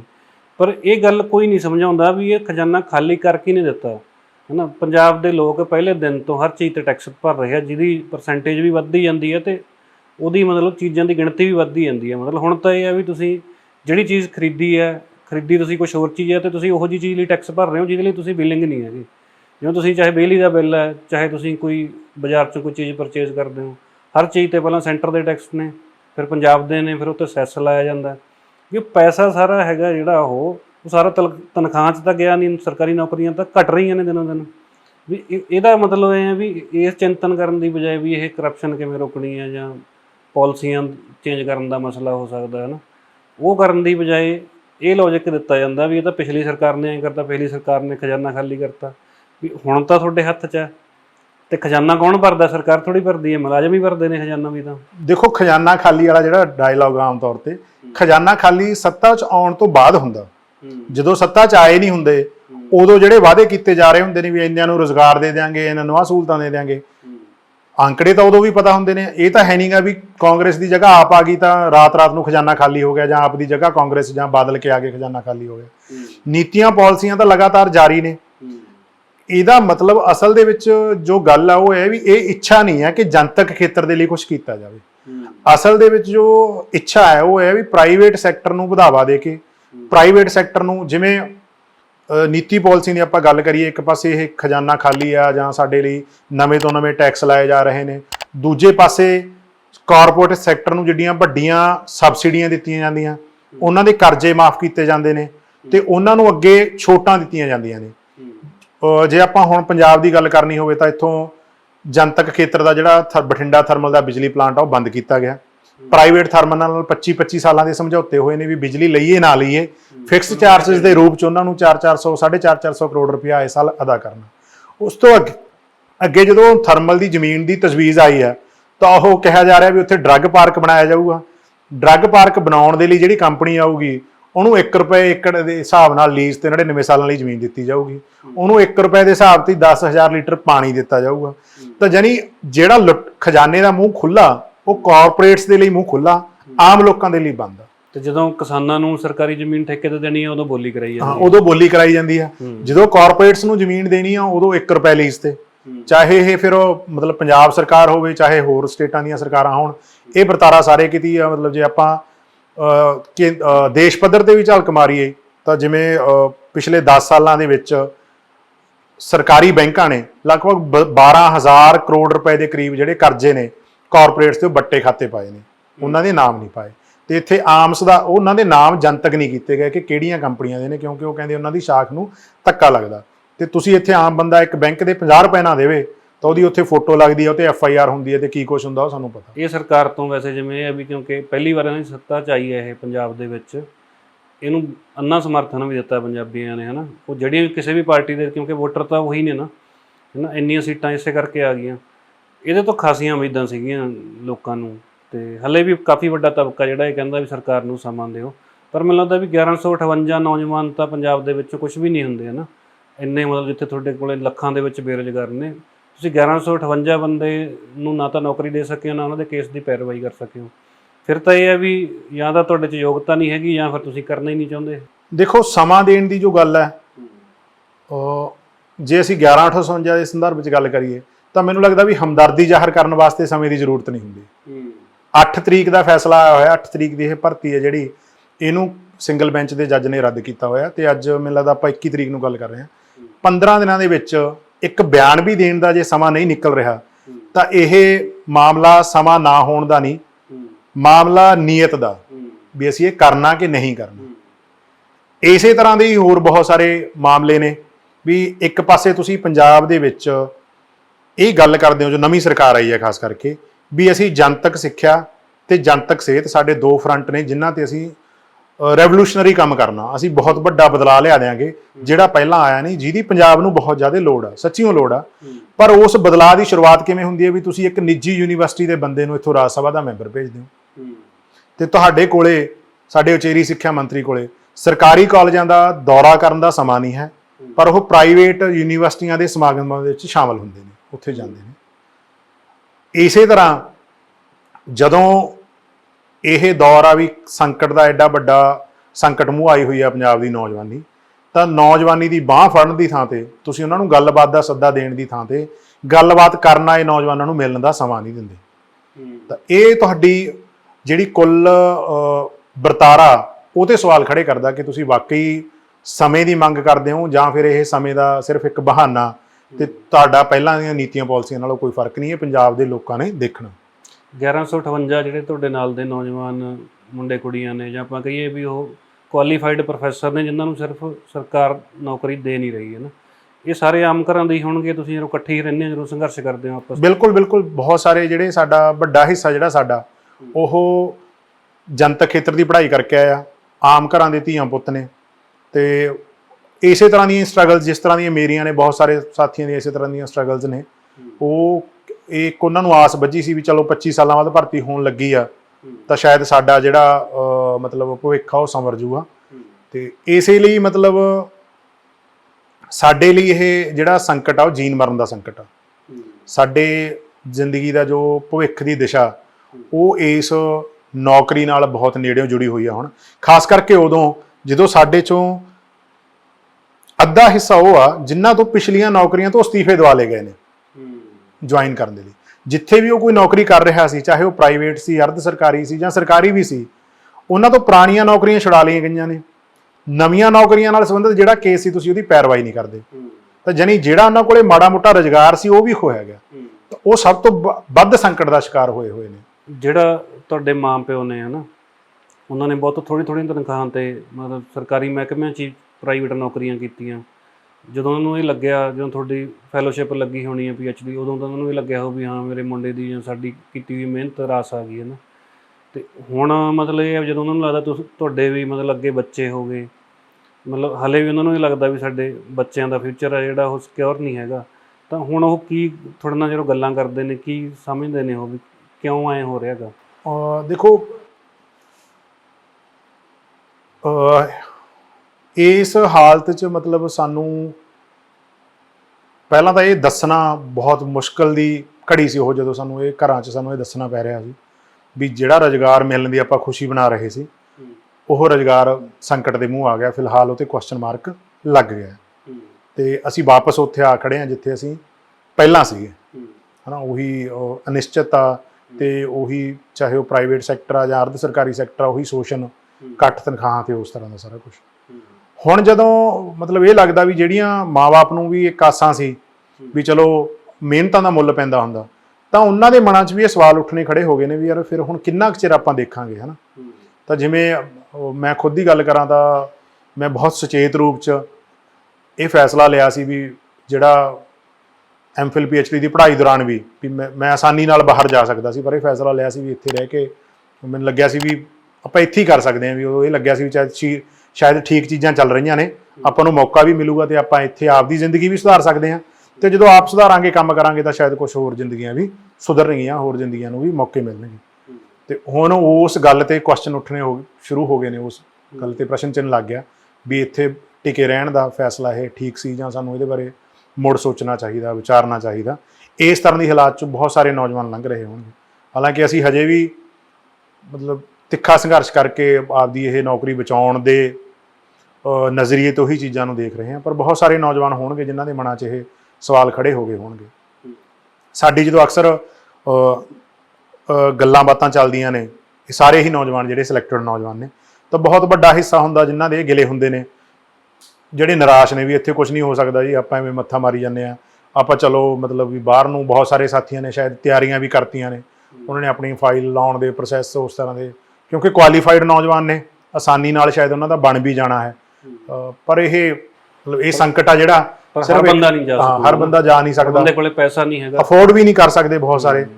ਤੇ ਇਹ ਜਿਹੜਾ ਸੰਕਟ ਆ ਸਿਰਫ ਇੱਕ ਨੌਕਰੀ ਨਾਲ ਨਾ ਜੋੜ ਕੇ ਦੇਖਿਆ ਜਾਵੇ, ਇਹ ਪੰਜਾਬ ਦੇ ਵਰਤਮਾਨ ਦਾ ਜਿਹੜਾ ਉਹ ਨੌਜਵਾਨੀ ਹੈ ਜਿਹੜੀ, ਉਹਦਾ ਵੱਡੇ ਪੱਧਰ ਦਾ ਸੰਕਟ ਆ। ਇਹ ਫਿਨੋਮੀਨਾ ਜਿਹੜਾ, ਇਹ 1158 ਦਾ ਫਿਨੋਮੀਨਾ ਨਹੀਂ ਹੈ, ਪੰਜਾਬ ਦੀ ਕੁੱਲ ਜਵਾਨੀ ਦਾ ਫਿਨੋਮੀਨਾ ਵੀ। ਉਹ ਕਿੱਧਰ ਜਾਵੇ, ਉਹ ਕੀ ਕਰੇ। ਬਿਲਕੁਲ, ਮਤਲਬ ਜਿਨ੍ਹਾਂ ਦੇ ਮਾਪਿਓ ਨੇ ਇਸੇ ਦੇਸ਼ ਲਈ ਜਾਂ ਇਸੇ ਸੂਬੇ ਲਈ ਮਿਹਨਤ ਕੀਤੀ, ਇੱਥੇ ਹੀ ਟੈਕਸ ਭਰੇ, ਇੱਥੋਂ ਦੀ ਸਰਕਾਰਾਂ ਦੇ ਹੁਕਮ ਮੰਨੇ, ਇੱਥੋਂ ਦੀ ਸਰਕਾਰਾਂ ਦੀ ਕਰਾਈ ਹੋਈ ਪੜ੍ਹਾਈ ਕੀਤੀ ਉਹਨਾਂ ਦੇ ਬੱਚਿਆਂ ਨੇ, ਹੈ ਨਾ।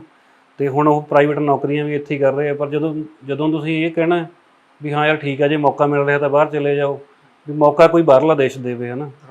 ਤੁਸੀਂ ਮਤਲਬ ਉਦੋਂ ਜ਼ਿੰਮੇਵਾਰੀ ਤੁਹਾਡੀ ਕੋਈ ਨਹੀਂ ਹੈਗੀ। ਜਸਪ੍ਰੀਤ ਹੋਣਾ ਦੀ ਜ਼ਿੰਦਗੀ 'ਤੇ ਜਦੋਂ ਆਪਾਂ ਇੰਨੀ ਝਾਤ ਮਾਰੀ ਹੈ ਵੀ ਜਦੋਂ ਪ੍ਰਾਇਮਰੀ ਸਕੂਲ ਤੋਂ ਲੈ ਕੇ ਇਹਨਾਂ ਦਾ ਰੁਜ਼ਗਾਰ ਪ੍ਰਾਪਤੀ ਦੇ ਕਲੇਮ ਕਰਨ ਤੱਕ ਸਾਰੀ ਜ਼ਿੰਦਗੀ ਹੈ ਜਿਹੜੀ ਉਹ ਸੰਘਰਸ਼ ਦੀ ਜ਼ਿੰਦਗੀ ਰਹੀ ਹੈ। ਟੌਪਰ ਹੀ ਰਿਹਾ ਜਸਪ੍ਰੀਤ ਸਾਰੀ ਉਮਰ, ਜਿਹੜੇ ਵੀ ਚਾਹੇ ਸਕੂਲ 'ਚ ਪੜ੍ਹੇ ਆ, ਚਾਹੇ ਗ੍ਰੈਜੂਏਸ਼ਨ ਕਿਸੇ ਕਾਲਜ 'ਚ ਕੀਤੀ ਹੈ ਜਾਂ ਯੂਨੀਵਰਸਿਟੀ ਦੇ ਵਿੱਚ ਪੜ੍ਹਾਈ ਕੀਤੀ ਹੈ ਨਾ। ਅਤੇ ਨਾਲ ਦੀ ਨਾਲ ਇਹ ਹੈ ਵੀ ਆਪਦੇ ਵਰਗੇ ਵਿਦਿਆਰਥੀਆਂ ਨੂੰ ਫ੍ਰੀ ਵੀ ਪੜ੍ਹਾਇਆ, ਅਤੇ ਜਿਹੜੀ ਪੜ੍ਹਾਈ ਕੀਤੀ ਹੈ ਉਹ ਵੀ ਜਾਂ ਤਾਂ ਯੂਨੀਵਰਸਿਟੀਆਂ ਨੇ ਇਹਨਾਂ ਦੀਆਂ ਫੀਸਾਂ ਮਾਫ ਕੀਤੀਆਂ ਨੇ, ਜਾਂ ਇਹਨਾਂ ਨੇ ਆਪਦੀਆਂ ਦਿਹਾੜੀਆਂ ਕਰਕੇ ਜਾਂ ਕੋਈ ਵੀ ਕੰਮ ਕਰਕੇ ਜਿਹੜਾ ਉਹ ਕੀਤੀਆਂ ਨੇ। ਅਤੇ ਇਹਦੇ ਬਾਵਜੂਦ ਉਹਨਾਂ ਕੋਲੇ ਮਤਲਬ ਇਹ ਹੈ ਵੀ ਉਹ ਯੂਨੀਵਰਸਿਟੀ 'ਚੋਂ ਉਹਨਾਂ ਦਾ ਗੋਲਡ ਮੈਡਲ ਆਉਂਦਾ, MA 'ਚੋਂ ਪ੍ਰਧਾਨ ਮੰਤਰੀ ਦਫ਼ਤਰ ਦੁਆਰਾ ਉਹਨਾਂ ਨੂੰ ਬੁਲਾਇਆ ਜਾਂਦਾ ਵੀ ਤੁਸੀਂ ਜਿਹੜੇ ਮੈਰੀਟੋਰੀਅਸ ਸਟੂਡੈਂਟ ਨੇ ਉਹਨਾਂ ਦੇ ਵਿੱਚੋਂ ਇੱਕ ਹੋਗੇ। ਅਤੇ ਉਹ ਪੰਜਾਬ ਦਾ ਨਾਂ ਜਾਣੀ ਇਸ ਤਰੀਕੇ ਨਾਲ ਵੀ ਰੋਸ਼ਨ ਕਰਦੇ ਨੇ ਕਿ ਉਹ ਕਈ ਸਾਲਾਂ ਬਾਅਦ ਇੱਕੋ ਇੱਕ ਵਿਦਿਆਰਥੀ ਜਿਹੜਾ ਪੰਜਾਬ ਤੋਂ ਜਾ ਕੇ ਉਸ ਸਮੇਂ ਦੇ ਪ੍ਰਧਾਨ ਮੰਤਰੀ ਨਾਲ ਗਣਤੰਤਰਤਾ ਦਿਵਸ ਦੇ ਉੱਤੇ ਪਰੇਡ ਦੇਖਣ ਦਾ ਜਿਹਨਾਂ ਨੂੰ ਮੌਕਾ ਮਿਲਦਾ। ਪਰ ਜਦੋਂ ਸਰਕਾਰ ਦੀ ਜ਼ਿੰਮੇਵਾਰੀ ਦੀ ਗੱਲ ਆਉਂਦੀ ਹੈ ਤਾਂ ਉਹਨਾਂ ਨੂੰ ਰੁਜ਼ਗਾਰ ਲਈ ਸੰਘਰਸ਼ ਕਰਨਾ ਪੈਂਦਾ ਹੈ, ਧਰਨੇ ਦੇਣੇ ਪੈਂਦੇ ਨੇ, ਡਾਂਗਾਂ ਖਾਣੀਆਂ ਪੈਂਦੀਆਂ ਨੇ, ਕੋਰਟਾਂ ਦੇ ਵਿੱਚ ਜਦੋਂ ਕੇਸ ਜਾਂਦੇ ਨੇ ਤਾਂ ਉੱਥੇ ਵੀ ਸਰਕਾਰਾਂ ਨੇ ਜਿਹੜੀਆਂ ਚਾਹੇ ਕਿਸੇ ਵੀ ਪਾਰਟੀ ਦੀਆਂ ਹੋਣ, ਕੇਸ ਦੀ ਪੈਰਵਾਈ ਨਹੀਂ ਕਰਦੀਆਂ। ਇਸ ਹਾਲਤ ਦੇ ਵਿੱਚ ਬੰਦੇ ਦਾ ਜਿਉਂਦੇ ਰਹਿਣਾ ਆਪਦੇ ਆਪ ਦੇ ਵਿੱਚ ਇੱਕ ਚੁਣੌਤੀ ਹੈ। ਅਤੇ ਦੂਸਰੀ ਗੱਲ ਇੱਕ ਸਵਾਲ ਵੀ ਹੈ ਕਿ ਬੰਦਾ ਕਿਸ ਹੱਦ ਤੱਕ ਸੰਘਰਸ਼ ਕਰੇ, ਕਿ ਉਹ ਸਾਰੀ ਉਮਰ ਸੰਘਰਸ਼ ਕਰਦੇ ਰਹਿਣ ਜਾਂ ਉਹ ਦੇਸ਼ ਛੱਡ ਕੇ ਚਲੇ ਜਾਣ, ਜਾਂ ਫਿਰ ਇਹ ਹੈ ਵੀ ਉਹ ਕਿਸੇ ਹੋਰ ਪਾਸੇ ਨੂੰ ਚਲੇ ਜਾਣ ਜਿੱਥੇ ਫਿਰ ਸਰਕਾਰ ਉਹਨਾਂ ਨੂੰ ਦੋਸ਼ੀ ਸਾਬਤ ਕਰਕੇ ਸੌਖਿਆਂ ਨਕੇੜ ਦੇਵੇ। ਜੋ ਵੀ ਹਾਲਤਾਂ ਨੇ ਇਹਨਾਂ ਤਿੰਨਾਂ 'ਚੋਂ ਨੌਜਵਾਨ ਕਿਸੇ ਪਾਸੇ ਨੂੰ ਵੀ ਜਾਣ, ਪਰ ਉਹ ਪੰਜਾਬ ਦੇ ਜਾਂ ਪੰਜਾਬ ਦੇ ਲੋਕਾਂ ਦੇ ਫੇਵਰ 'ਚ ਕਿਸੇ ਪਾਸਿਓਂ ਵੀ ਨਹੀਂ ਹੋਣਗੀਆਂ। ਇਸ ਕਰਕੇ ਸਰਕਾਰਾਂ ਨੂੰ ਸਾਡੀ ਇਹ ਬੇਨਤੀ ਹੈ ਕਿ ਤੁਸੀਂ ਖਜ਼ਾਨੇ ਖਾਲੀ ਹੋਣ ਦੇ ਜਾਂ ਕਿਸੇ ਹੋਰ ਤਰ੍ਹਾਂ ਦੇ ਪਿਛਲੀਆਂ ਸਰਕਾਰਾਂ 'ਤੇ ਦੋਸ਼ ਲਾਉਣ ਦੇ ਜਾਂ ਕੋਰਟਾਂ ਦੇ ਵਿੱਚ ਨੌਜਵਾਨਾਂ ਨੂੰ ਉਲਝਾ ਕੇ ਇਹਨਾਂ ਚੀਜ਼ਾਂ ਦੀ ਬਜਾਏ ਪਾਲਿਸੀਆਂ 'ਤੇ ਸੋਚਣਾ ਸ਼ੁਰੂ ਕਰੋ। ਪਾਲਿਸੀਆਂ ਇਸ ਤਰ੍ਹਾਂ ਦੀਆਂ ਬਣਾਓ ਕਿਉਂਕਿ ਸਰਕਾਰੀ ਨੌਕਰੀਆਂ 'ਤੇ ਜਿਹੜੇ ਲੋਕ ਆਉਣਗੇ, ਜਿਹੜੇ ਨੌਜਵਾਨ ਮੁੰਡੇ ਕੁੜੀਆਂ ਆਉਣਗੇ, ਉਹ ਵੀ ਪੰਜਾਬ ਦੇ ਹੀ ਨੌਜਵਾਨ ਹੋਣਗੇ, ਅਤੇ ਜਿਨ੍ਹਾਂ ਦੀ ਉਹ ਸੇਵਾ ਕਰਨਗੇ ਉਹ ਵੀ ਪੰਜਾਬ ਦੇ ਲੋਕ ਹੋਣਗੇ, ਅਤੇ ਉਹ ਲੋਕ ਨੇ ਜਿਨ੍ਹਾਂ ਦੇ ਟੈਕਸਾਂ ਦੇ ਸਿਰ 'ਤੇ ਸਰਕਾਰਾਂ ਚੱਲਦੀਆਂ ਨੇ। ਤੁਸੀਂ ਸਾਡੀ ਸਾਰੀ ਗੱਲਬਾਤ ਸੁਣੀ, ਇੰਨਾ ਸਮਾਂ ਦਿੱਤਾ, ਤੁਹਾਡਾ ਸਾਰਿਆਂ ਦਾ ਬਹੁਤ ਬਹੁਤ ਧੰਨਵਾਦ।